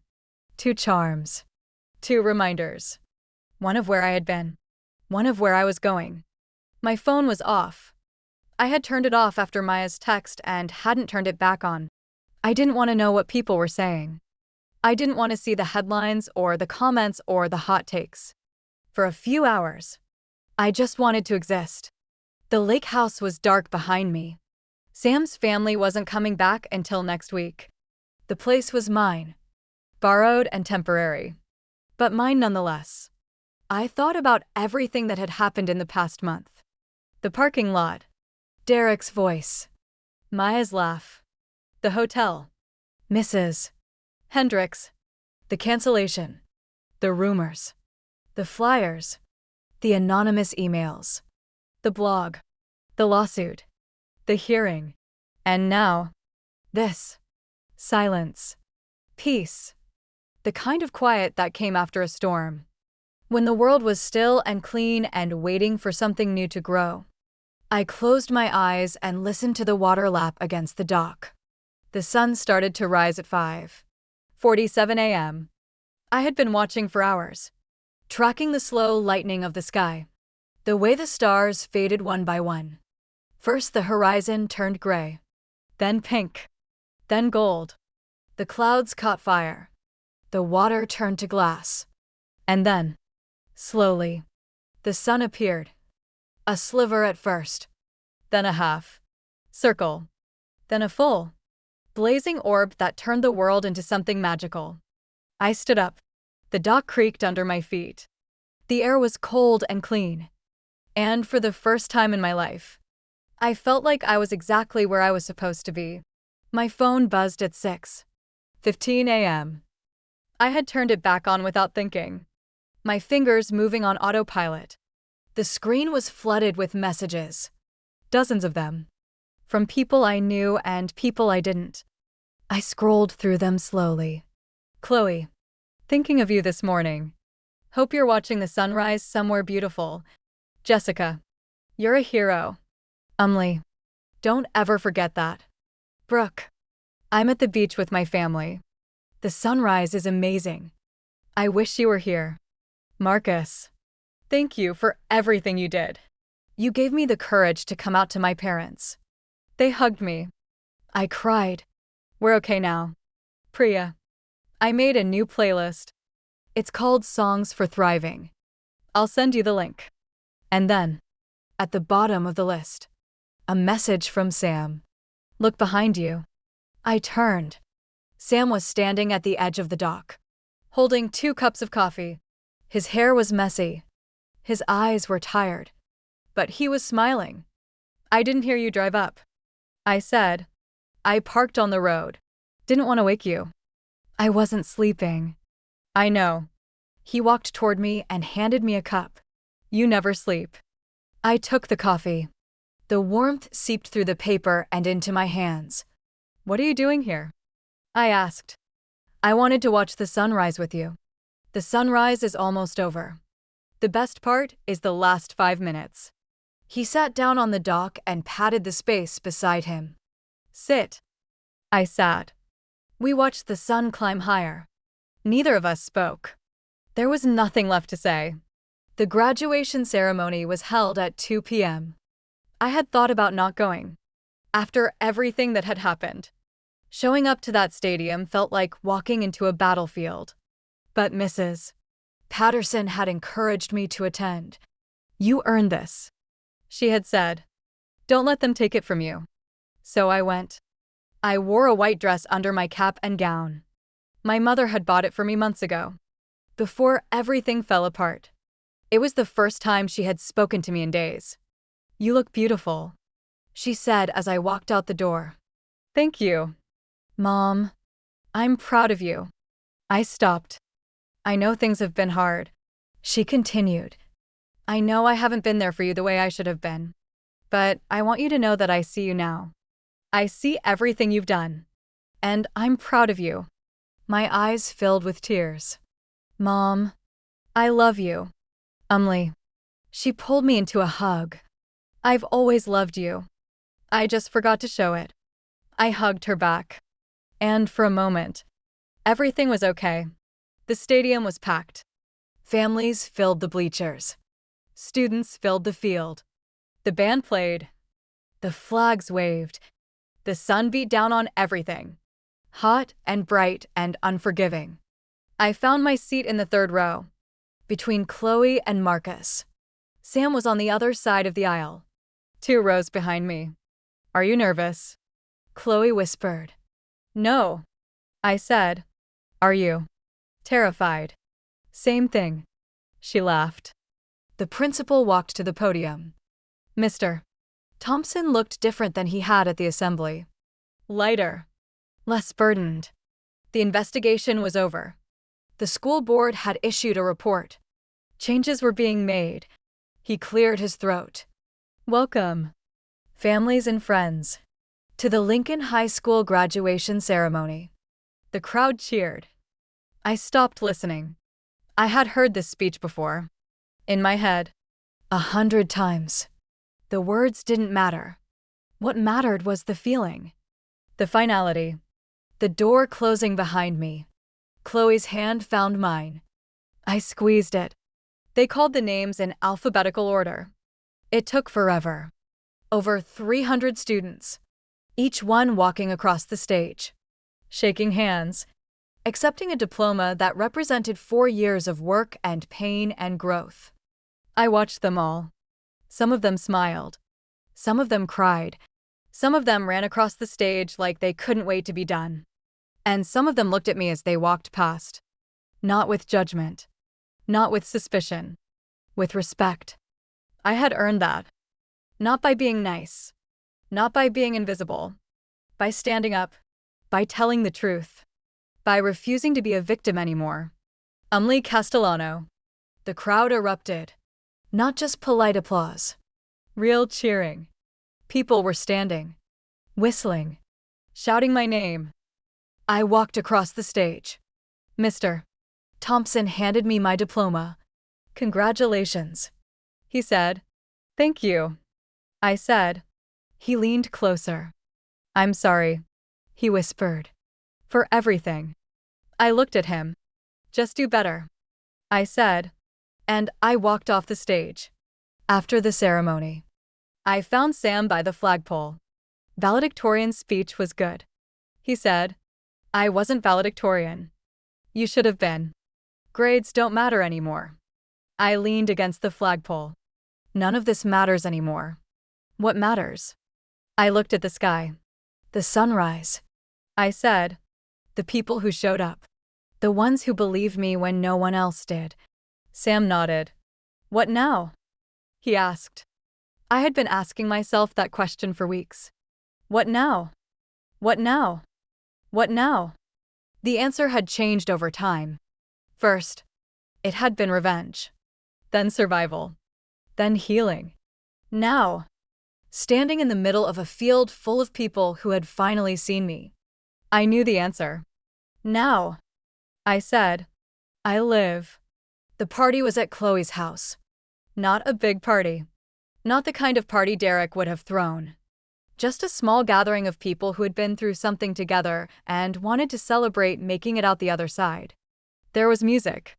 There was food. There were people laughing and crying and hugging. I stood in the corner and watched. Sam appeared beside me. "You're doing it again," he said. "Doing what?" "Standing in the corner. Watching everyone else live their lives." "I'm not watching. I'm observing." "Same thing." I smiled. "I'm not good at parties," I said. "You're not good at a lot of things. But you're getting better." He handed me a drink. "What is this?" "Lemonade. Not spiked. I know you don't drink." I took a sip. It was sweet and cold and perfect. "Thank you," I said. "For what?" "For everything. For believing me. For helping me. For not running away when things got hard." Sam looked at me. "I'm not going anywhere," he said. "I know. Do you?" I thought about the question. So many people had left. My father. Maya. Derek. Even my mother. For a while. Hiding in her room while the world fell apart. But Sam had stayed. Sam had climbed through my window and sat on my bed and told me I wasn't alone. Sam had found the records and sent the emails and helped me build an army out of invisible people. Sam had watched the sunrise with me. Not because he had to, but because he wanted to. Yeah, I said. I know. The night ended the way all nights end. People left. The music stopped. The lights came on. Chloe hugged me goodbye. Don't be a stranger, she said. I won't. You better not. I'll hunt you down. I believe you. She laughed and walked to her car. Marcus was next. Thank you, he said, for everything. You don't have to thank me. I know, but I want to. He hugged me. Then he was gone. One by one. They all left. Until it was just me and Sam. Standing in Chloe's driveway. Staring at the stars. Do you want to ride home? He asked. No, I said. I want to walk. It's 2 miles. I know. I'll walk with you. We walked. The streets were empty. The houses were dark. The only light came from the moon and the stars and the occasional street lamp. We didn't talk. We didn't need to. When we reached my house, I stopped at the front door. This is me. I said. This is you. Sam agreed. What are you going to do now? He shrugged. Go home. Sleep. Figure out what's next. And after that, I don't know. He looked at me. I guess I'll find out. I nodded. Good night. Sam. Good night. He turned and walked away. I watched him go. Then I went inside. My mother was waiting in the kitchen. How was the party? She asked. Good. Did you have fun? I think so. She smiled. It was a tired smile. But it was real. I made tea. She said. Do you want some? I sat down at the table. Yes, I said. I'd like that. She poured 2 cups. We sat in silence, drinking tea, not talking about Derek or Maya or the hotel or any of it. Just being mother and daughter. Finally, after everything, finding our way back to each other. She said. Yeah, I'm sorry I wasn't there for you. When your father left, I shut down. I thought if I just kept going, kept working, kept surviving, that would be enough. But it wasn't. You needed more. And I didn't give it to you. I looked at her. You did your best. My best wasn't good enough. Maybe not.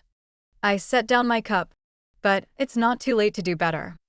She reached across the table and took my hand.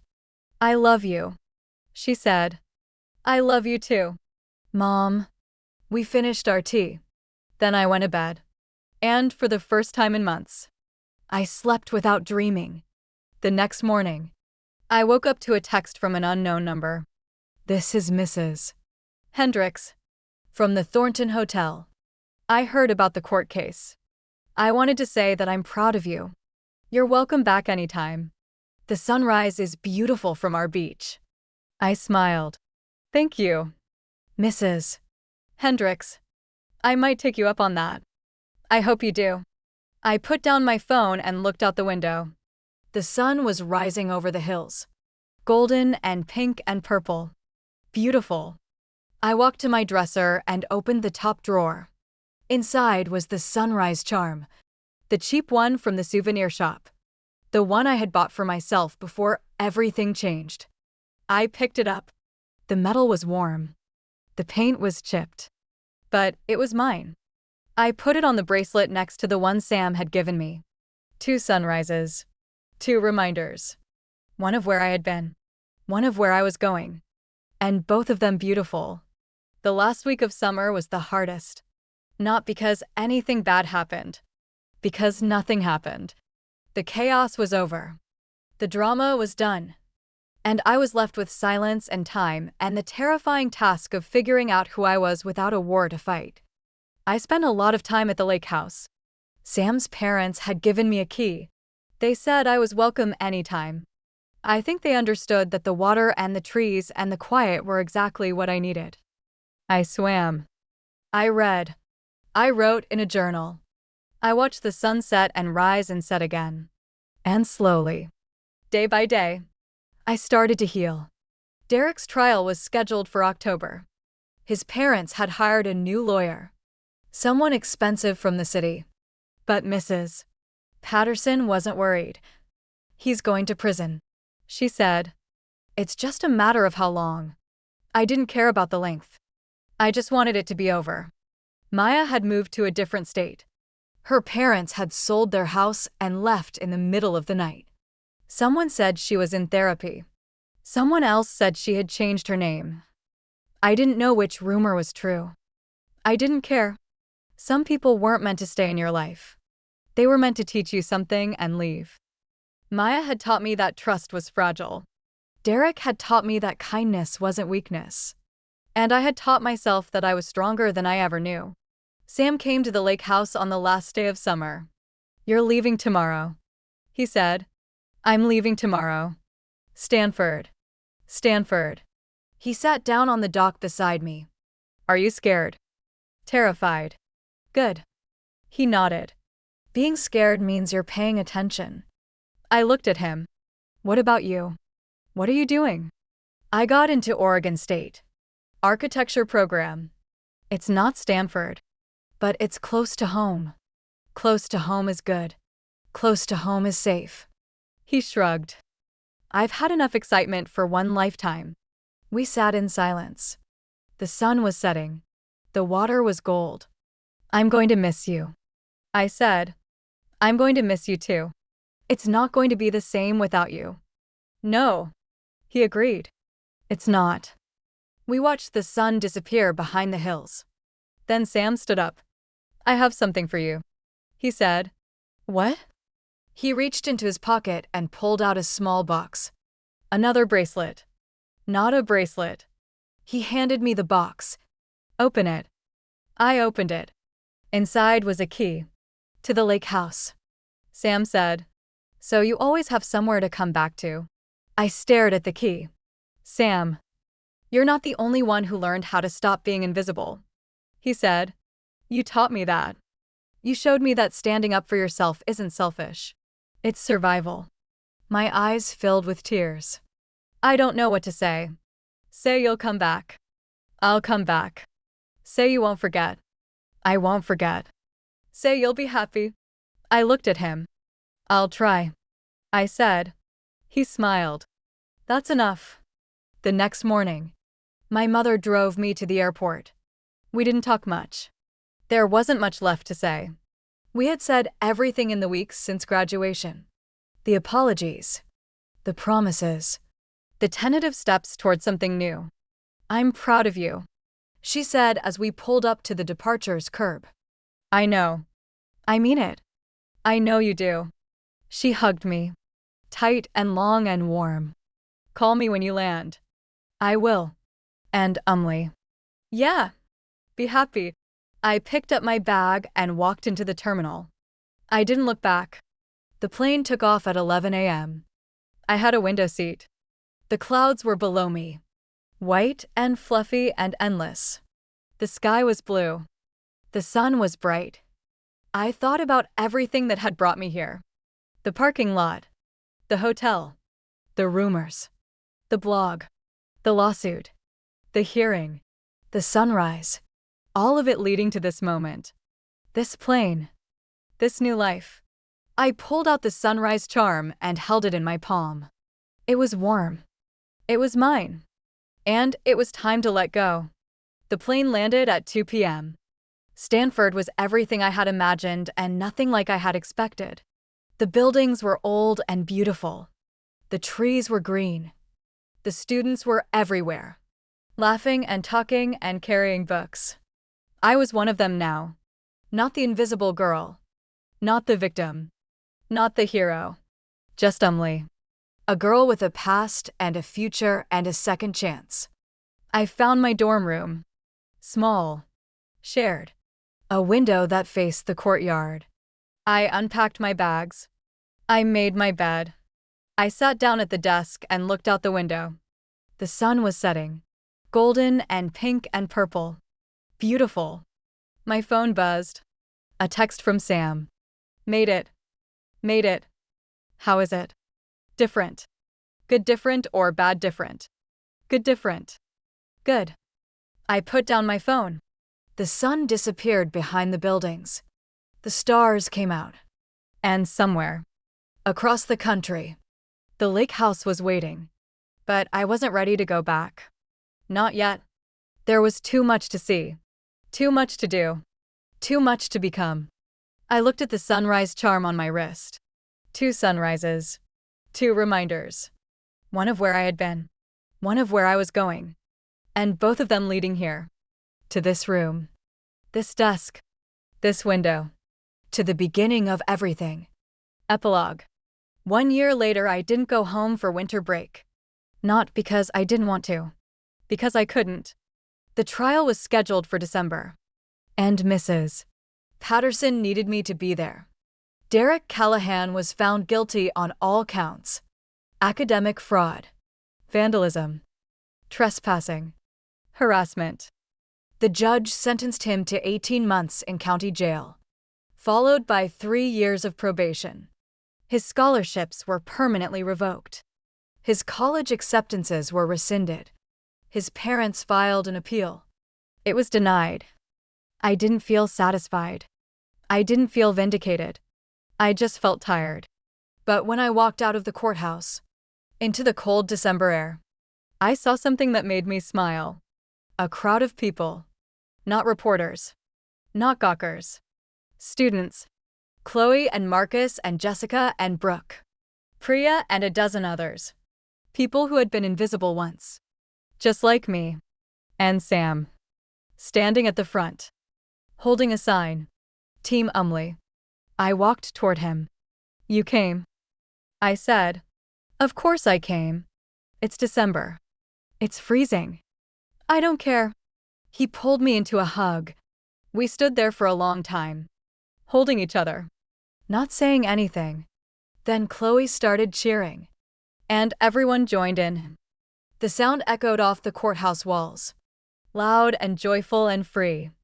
I was not invisible anymore. I had never been invisible. I had just been waiting for the world to see me. And now, finally, it did. I had almost forgotten what Derek's voice sounded like. Almost. 3 years of therapy. 2 years of college. And 1 year of pretending that the past didn't exist had done their job.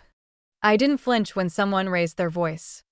I didn't panic when my phone buzzed with an unknown number. I didn't wake up in cold sweats, reaching for a charm that wasn't there. I was better. I was healed. I was fine. That was what I told myself. Anyway, the call came on a Tuesday. I was in my dorm room at Stanford, surrounded by textbooks and coffee cups and the general chaos of midterms. My roommate, Jenna, was at the library. The room was quiet except for the hum of my laptop and the distant sound of someone practicing the trumpet in the building next door. My phone rang. Unknown number. I almost didn't answer. 3 years ago. An unknown number would have sent me into a spiral of anxiety. But I was different now. I was stronger. I answered. Hello. Umley Castellano. The voice was female. Professional. Familiar in a way I couldn't place. This is she. This is Angela Reeves from the Oregon Department of Corrections. I'm calling to inform you that Derek Callahan has been released from custody. The world stopped. Not literally. Of course. The laptop kept humming. The trumpet kept playing. The sun kept shining through the window. But inside my chest, something froze. I'm sorry. I said. Can you repeat that? Derek Callahan has been released from custody. He served 18 months of his original sentence and was granted early release due to good behavior. He is currently on parole and living in Portland, Oregon. I gripped the phone so hard my knuckles went white. Why are you telling me this? Per the terms of his parole, Mr. Callahan is required to maintain a certain distance from his victims. You are listed as a primary victim in his case file. We wanted to notify you of his release so that you can take any necessary precautions. Precautions? What precautions could I possibly take? I was 800 miles away. I had a new life. A new name. Almost. I had stopped being the girl from the hotel story. A long time ago. Is there anything else? I asked. That's all. Ms. Castellano. Do you have any questions? I had 1,000 questions. What did good behavior mean? Where was Derek living? What was he doing? Did he have a job? Did he have friends? Did he think about me? Did he hate me? Did he want revenge? No. I said. No questions. Thank you for your time. Please don't hesitate to reach out if you need support. The line went dead. I stared at my phone for a long time. Then I set it down, picked up my textbook, and tried to pretend that everything was normal. Everything was not normal. I couldn't focus on my reading. The words blurred together, meaningless and gray. My heart was pounding. My hands were shaking. 3 years. 3 years since the parking lot. 3 years since the hotel. 3 years since Derek had looked at me like I was nothing. I had spent those 3 years building something new. A life. An identity. A future. And now, with one phone call, Derek had reached across the distance and knocked it all down. I needed to talk to someone. I needed to talk to Sam. I pulled up his contact and pressed call. He answered on the second ring. Umly. Hey. My voice cracked. Are you busy? I'm never too busy for you. A pause. What's wrong? I told him. The phone call. Derek's release. The panic I couldn't shake. Sam listened without interrupting. When I was finished, he was quiet for a long moment. Are you okay? He asked. I don't know. Where are you right now? In my dorm. Jenna's at the library. Don't move. I'm coming. You're in Oregon. I'm in California. I don't care. His voice was firm. I'll be there tomorrow. Sam. You can't just. I can. And I am. Another pause. You shouldn't be alone right now. I wanted to argue. I wanted to tell him that I was fine. That I didn't need him to drop everything and drive 800 miles. But I wasn't fine. And I did need him. Okay. I said. I'll see you tomorrow. Tomorrow. He agreed. He hung up. I sat in the silence and waited. Sam arrived at 2 p.m. the next day. He looked different than I remembered. Older. Broader. His jaw was sharper. His shoulders wider. But his eyes were the same. Dark and steady and full of something I couldn't name. He was wearing jeans and a hoodie. His hair messy from the drive. There were bags under his eyes. He had probably driven through the night. You look terrible. I said. You look the same. He pulled me into a hug. I missed you. I missed you too. We stood there for a long moment, holding each other. Then Jenna walked in. She froze in the doorway, her eyes wide. Umly. Who's this? My friend Sam. From high school. Jenna's eyebrows rose. Friend. Friend. Sam said. He stepped back and extended his hand. Nice to meet you. Jenna shook his hand, still looking between us. Right. Well, I have a study group. I'll be back later. She grabbed her bag and left. The door closed behind her. Sam turned to me. Talk, he said. We sat on my bed, side by side, the way we used to sit on the dock at the lake house. I told him everything. The phone call, the panic, the fear that Derek would come after me. When I was finished, Sam was quiet. He's not going to come after you, he said finally. How do you know? Because he's on parole. One mistake, and he goes back to jail. He's not stupid enough to risk that. Maybe he is. He's not. Sam took my hand. Derek Callahan is a lot of things, but he's not stupid. He knows that if he so much as looks at you wrong, you'll have him back in handcuffs before he can blink. I wanted to believe him, but the fear was still there, cold and heavy in my chest. What if he hurts someone else? I asked. What if he finds a new girl to manipulate? What if he? Then we stop him. Sam squeezed my hand. Together. Like before. I looked at him. You'd do that. After everything. I'd do anything for you. You know that. I did know that. I had known it for 3 years. But hearing him say it made it real. Thank you. I said. Don't thank me. He let go of my hand. Just promise me you'll be careful. I promise. And promise me you'll call me if anything happens. Anything at all. I promise. He nodded. Good. We sat in silence for a while. Then my phone buzzed. A text from an unknown number. I'm out. See you soon. My blood turned to ice. Sam. I whispered. He looked at the phone. His face went pale. That's not possible. He said.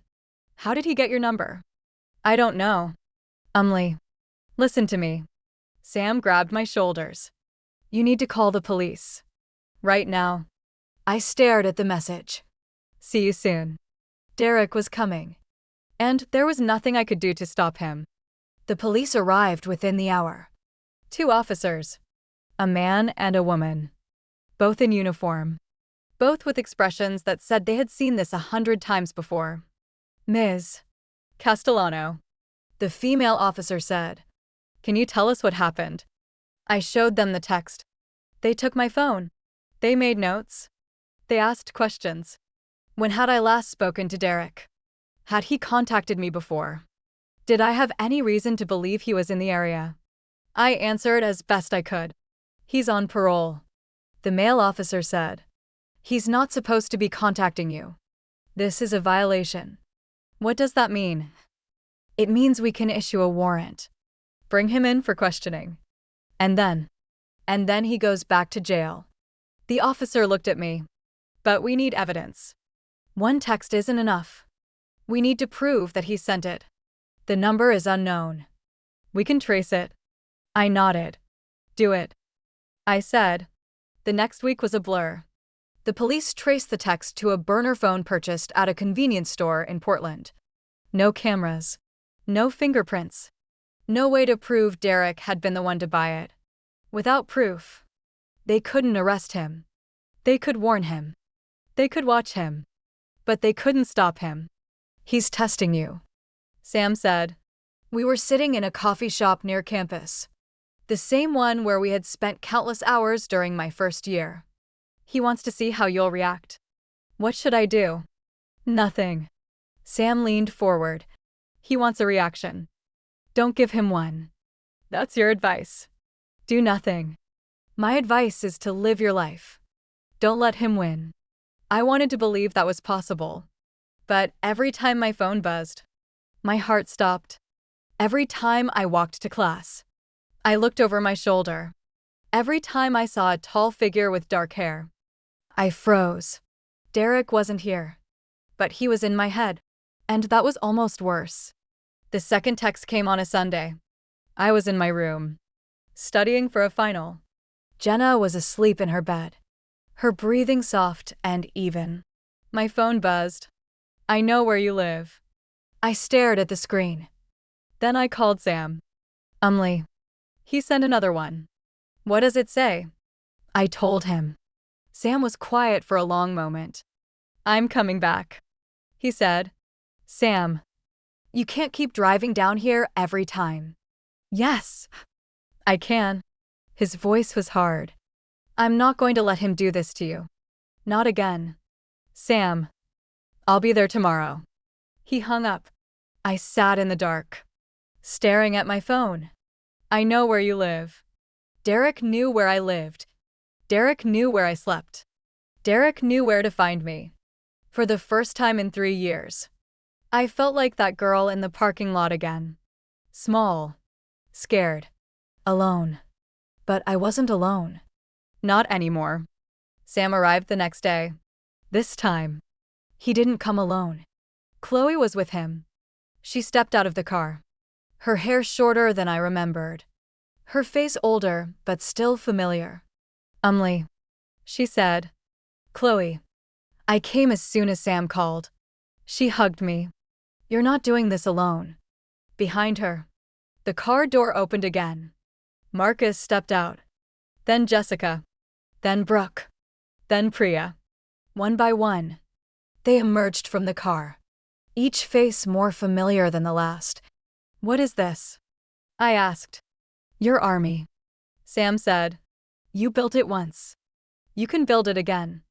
I looked at them. 8 people. 8 people who had seen me at my worst and stayed. 8 people who had driven hundreds of miles to stand beside me. 8 people who believed in me. I started to cry. Not from fear. From gratitude. Thank you. I whispered. Don't thank us. Chloe said. Just promise you'll fight. I wiped my eyes. I promise. We met at the lake house. Sam's parents had given us the key. The old dock was still there. The water still glass. The sky still endless. We sat in a circle. The way we used to sit at sunrise. We need a plan. Sam said. What kind of plan? Marcus asked. A plan to make sure Derek Callahan never hurts anyone again. I looked around the circle. These were my people.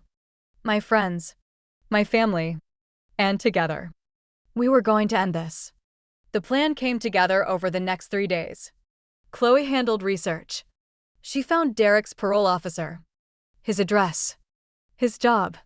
He was working at a warehouse on the outskirts of Portland, stacking boxes for minimum wage. He was living in a studio apartment above a garage. Marcus handled logistics. He mapped out Derek's daily routine. When he left for work. When he came home. Where he bought groceries. Where he went on his days off. Priya handled technology. She set up a system to monitor Derek's online activity, tracking his social media accounts, his search history, his messages. And Sam handled me. You need to stay away from him. He said. No contact. No confrontation. What if he finds me? He won't. Sam's voice was firm. I won't let him. How can you promise that? Because I've been protecting you for 3 years.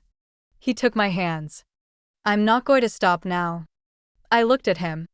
His eyes were steady. His hands were warm. And for the first time in weeks, I felt safe. The trap was set on a Friday. Derek's parole officer had agreed to meet with us. Not officially. She couldn't get involved in something that wasn't a formal investigation. But she was willing to listen. Chloe presented the evidence. The texts. The burner phone. The pattern of behavior. He's escalating. She said. First a text. Then 2 texts. Next, he'll show up in person. The parole officer nodded. I've seen this before. She said. He's testing boundaries. Seeing how far he can push. What can we do? Sam asked. Document everything. Every text. Every call. Every interaction. If he shows up in person, call the police immediately. And if he doesn't, then we wait. The parole officer looked at me. And you live your life. I wanted to scream. I wanted to run. I wanted to hide. But I didn't. I sat there. In that small office. Surrounded by my friends. And I made a choice. I wasn't going to let Derek win. Not again. The 3rd text came on a Tuesday. I'm watching you. I didn't panic. I didn't cry. I didn't call Sam. I called the police. They arrived within 15 minutes. They took my phone. They documented the message. They opened an investigation. And that night, they arrested Derek Callahan for violating his parole. He was taken back to jail. No bail this time. No early release. No second chances. The news came at 11 p.m. Sam was sitting beside me on my bed, his arm around my shoulders. Chloe was on the floor, her back against the wall. Marcus was at the desk, scrolling through his phone. He's gone, Sam said. Gone. Arrested. Violation of parole. They're keeping him this time. I stared at him. Are you sure? I'm sure. I waited for the relief to come. The peace. The closure. But there was nothing. Just emptiness. Why don't I feel better? I asked. Sam looked at me. Because you've been carrying this for 3 years. He said. It's not going to disappear overnight. Then when? I don't know. He pulled me closer. But it will. I promise. I leaned into him. And for a moment, the emptiness faded. Derek's new hearing was scheduled for the following month. He was facing additional charges now. Harassment. Stalking. Violating the terms of his parole. The prosecutor was confident he would be convicted. This time. He's going away for a long time. Mrs. Patterson said. She had driven down from Portland to meet with me. 5 years. Minimum. Possibly 10. Will he get out early again? Not with this record. She shook her head. The judge is going to throw the book at him. I nodded. Thank you. Mrs. Patterson. Don't thank me. Thank yourself. You're the one who had the courage to fight. I wasn't sure it was courage. It felt more like survival. But maybe that was the same thing. The hearing was held on a rainy Monday. I didn't attend. I couldn't. The thought of sitting in the same room as Derek, of hearing his voice, of seeing his face, it was too much. Sam went in my place. He called me when it was over. He's convicted. Sam said. 8 years. No possibility of early release. I closed my eyes. 8 years. 8 years. That's a long time. It's not long enough. Sam's voice was hard, but it's something. It's something. I agreed. I hung up and looked out the window. The rain was falling. The sky was gray.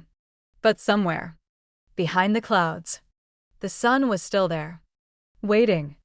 That summer, I went back to the lake house. Not with the group. Alone. I needed to be by myself. To think. To process. To figure out who I was without Derek's shadow hanging over me. The dock was still there. The water was still glass. The sky was still endless. I sat at the edge and watched the sunset.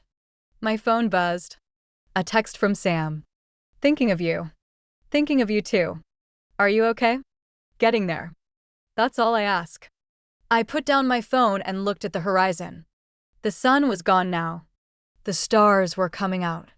And somewhere, across the country, Derek Callahan was sitting in a jail cell, counting the days until he could get out. But I wasn't counting anymore. I was done with that. I was done with him. I was done with the fear and the anger and the weight of the past. It was time to live. Really live. Not as a survivor. Not as a victim. As Umley. Just Umley. And that was enough. The day I graduated from law school. It rained. Not the soft, gentle rain that falls on summer afternoons. The hard, driving rain that soaks through jackets and ruins haircuts and makes everyone look like they just crawled out of a lake. I stood under the awning of the Stanford Law Building, clutching my diploma, watching the water pour off the roof in sheets. My mother was beside me, holding an umbrella that was doing absolutely nothing to keep her dry. Jenna was on my other side, her arm linked through mine, her phone out and recording everything. You're supposed to be crying, Jenna said. I'm crying on the inside. That doesn't count for Instagram. I laughed. It had been 5 years since Derek Callahan was sentenced to 8 years in prison. 5 years since I had stood in that courtroom and watched him led away in handcuffs. 5 years of therapy and healing and building something new. 5 years.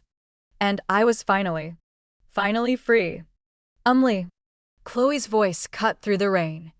She was running toward me, her hair plastered to her face, her shoes squelching with every step. You did it. I did it. She threw her arms around me. We're so proud of you, she said. We. She stepped back and gestured behind her. Marcus was there. And Jessica. And Brooke. And Priya. And Sam. He was standing at the edge of the group. holding an umbrella, wearing a suit I had never seen before. His hair was longer than I remembered. His jaw was sharper, but his eyes were the same. Dark and steady and full of something I couldn't name. "You came," I said. "Of course I came." He walked toward me. "I wouldn't miss this." He hugged me. His arms were warm. The rain stopped mattering. The party was at my apartment. A small gathering. Just the people who mattered. My mother made appetizers. Jenna made a playlist. Chloe made a speech that made everyone cry. I sat on the couch and watched. For so long, I had been the one performing. The one smiling for the cameras. The one pretending everything was okay. But tonight, I was just present. Sam sat down beside me. "You're quiet," he said. "I'm tired. Good tired or bad tired? Good tired." I leaned my head against his shoulder. The best kind. He put his arm around me. We stayed like that for a long time. Later, after everyone had left, Sam helped me clean up. We washed dishes side by side, the way we had done 100 times at the lake house. The water was hot. The soap smelled like lemons. The world was quiet. "What's next for you?" Sam asked. "I don't know. You're a lawyer now. You can do anything." "I know. So, what do you want to do?" I thought about the question. For 5 years, I had been surviving, healing, building, but I had never stopped to ask myself what I actually wanted. "I want to help people," I said, the way no one helped me. Sam nodded. "Then that's what you'll do." "How do you know?" "Because I've known you for 8 years. And you've never failed at anything you set your mind to." I looked at him.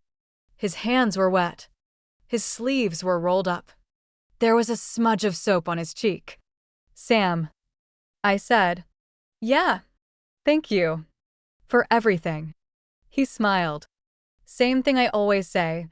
Don't thank me." "Then what should I say?" He looked at me for a long moment. Then he said, "Say you'll come back to Oregon. Say you'll visit the lake house. Say you'll stay. I'm already here." "I know." He took my hand. "But I want you to stay forever." My heart stopped. "Sam, I've been waiting 8 years to say that." His voice was quiet. "I didn't want to say it before. When you were hurting. When you were healing. When you were figuring out who you were. But now you're ready." He squeezed my hand. "And so am I." I didn't know what to say. So I kissed him. The water ran. The dishes sat in the sink. And for the first time in 8 years, everything made sense.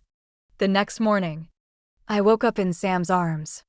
We were on my couch, tangled together under a blanket. The morning light streaming through the window. His breathing was slow and even. His face was peaceful. I watched him sleep. This was the boy who had climbed through my window, who had sat on my bed and told me I wasn't alone, who had driven 800 miles to hold my hand. This was the man I had been falling in love with for 8 years. And I hadn't even known it. His eyes fluttered open. "Hey," he said. "Hey." "You're staring."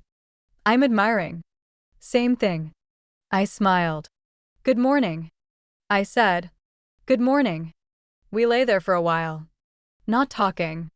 Just being. Then Sam said, "I have to go back to Oregon today." "I know." "I don't want to." "I know. But I will." He propped himself up on his elbow. "Because I have a job. And a life. And clients who need me." "I know. But I'll come back. Every weekend. Every holiday. Every chance I get." "You don't have to." "I want to." I looked at him. "Okay." I said. "Okay. Okay." He kissed me. And for a moment, the world was perfect. Sam left at noon. I stood on the sidewalk and watched his car disappear around the corner. My mother was beside me, her hand on my arm. "He's a good man," she said. "I know. Don't let him go." "I won't." She hugged me. Then she went inside.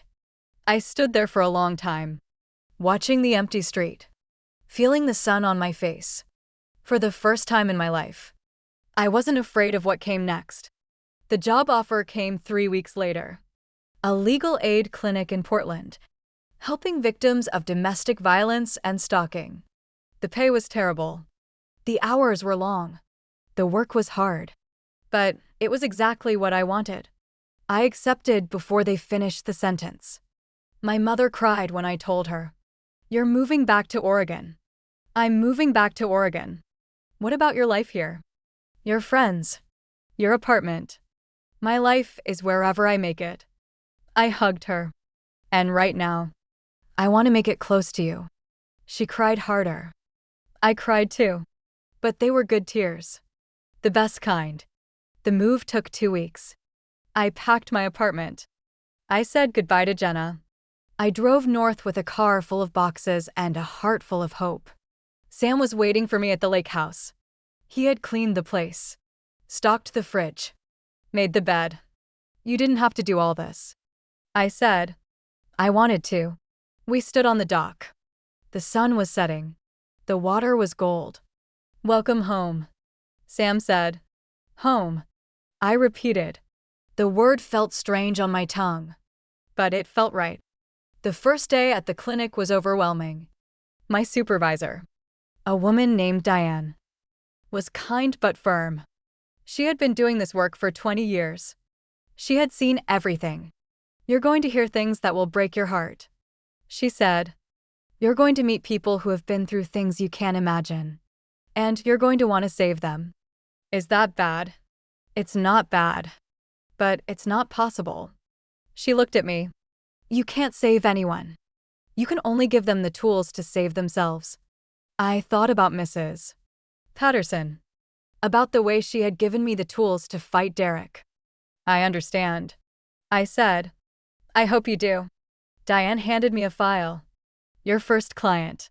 Her name is Sarah. She's 19.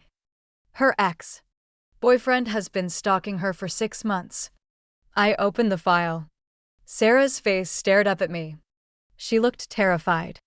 She looked like me. "Let's get to work," I said. Sarah was waiting in the conference room. She was small and pale, with dark circles under her eyes and a tremor in her hands. She was wearing a sweatshirt 2 sizes too big, like she was trying to disappear inside it. I knew that feeling. "Sarah," I said, sitting down across from her. "I'm Umlee. I'm going to be your lawyer." "You're young," she said. "I'm 23. That's young." "It is." I didn't argue. "But I know what you're going through. Because I've been through it too." Sarah looked at me. "Your ex-boyfriend. Ex-boyfriend. He stalked me, harassed me, tried to ruin my life." "What happened to him?" "He went to prison." Sarah's eyes widened. "Really? Really?" I leaned forward. "And if you let me, I'll make sure the same thing happens to yours." She started to cry. Not the quiet, polite tears I was used to. The real kind. The kind that came from somewhere deep and broken. I didn't comfort her. I couldn't. But I stayed. I stayed until the crying stopped. Until she wiped her face and took a shaky breath. Until she looked at me with something that might have been hope. "Okay," she said. "Let's do it." The case took 6 months. 6 months of late nights and early mornings. 6 months of evidence and witnesses and legal arguments. 6 months of watching Sarah transform from a terrified girl into a woman who refused to be a victim. The verdict came on a Friday. Guilty on all counts. The judge sentenced Sarah's ex-boyfriend to 4 years in prison. Sarah cried. I cried too. But they were good tears. The best kind. That night, Sam took me to dinner. Not the lake house. A real restaurant. With tablecloths and candles and a waiter who refilled our water glasses. "You're glowing," Sam said. "I'm tired. Good tired. The best kind." He smiled. "I'm proud of you." he said. I'm proud of me too. We ate in comfortable silence. Then Sam said, I have something to ask you. What? He reached into his pocket and pulled out a small box. My heart stopped. Sam, relax. He smiled. It's not what you think. He handed me the box. I opened it. Inside was a key to the lake house. Sam said, not as a guest, as an owner.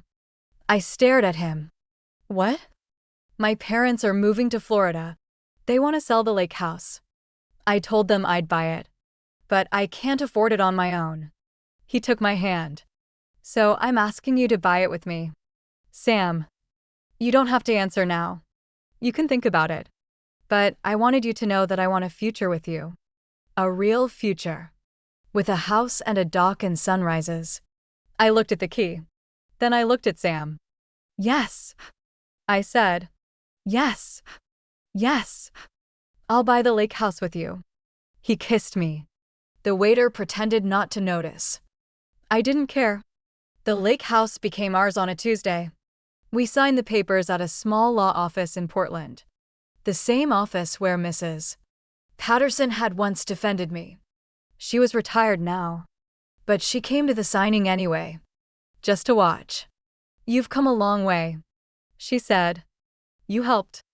I gave you tools. You did the work. I hugged her. Thank you, I said. Don't thank me.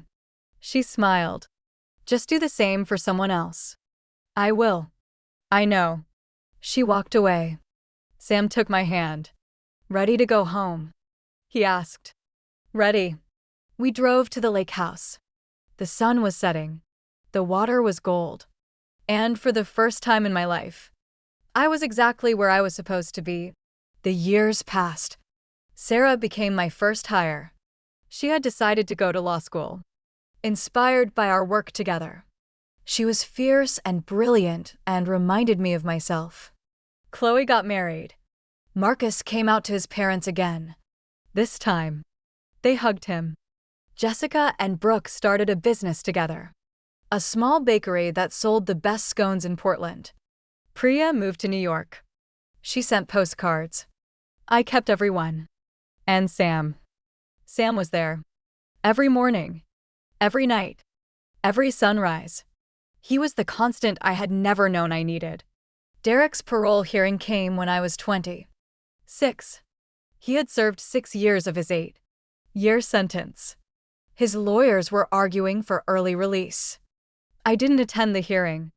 I didn't need to. My statement was read aloud by the prosecutor. It was short, simple, honest.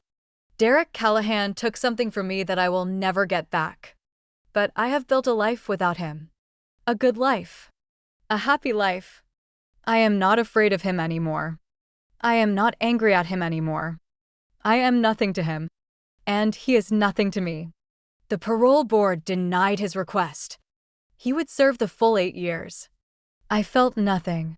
Not satisfaction. Not relief. Just nothing. Because Derek Callahan was no longer part of my story. He was a footnote. A memory. A ghost.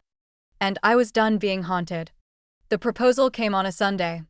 We were on the dock, watching the sunrise. Sam had woken me up at 5 a.m., insisting that I needed to see something. Your coffee is getting cold. I said, your coffee is always cold. Because you make me wake up too early. You love it. I love you. There's a difference. He smiled. Then he got down on one knee. Sam, I know we said we weren't going to do this. I know we said we were happy the way things were. But I've been thinking about it for months. And I can't stop thinking about it. And I need to ask you. My heart was pounding. Ask me what? He reached into his pocket and pulled out a small box. Not a key this time. A ring. Umlee Castellano. He said, will you marry me? I stared at the ring. It was silver. Delicate. With a small sunrise charm on the band. I had it custom made. Sam said, to match the bracelet. To remind you that every day is a new beginning. I started to cry. Yes, I said. Yes, yes, yes. He put the ring on my finger. It fit perfectly. He kissed me. The sun rose over the lake. And for the first time in my life, I believed in happy endings. The wedding was held at the lake house. Small, simple, perfect. My mother walked me down the aisle. Chloe was my maid of honor. Marcus and Priya stood beside Sam. Sarah played the violin. Jenna made a speech that made everyone cry. And when the minister said, "You may kiss the bride," Sam kissed me like I was the only person in the world. We danced under the stars. The fireflies blinked. The water was still. And I was home.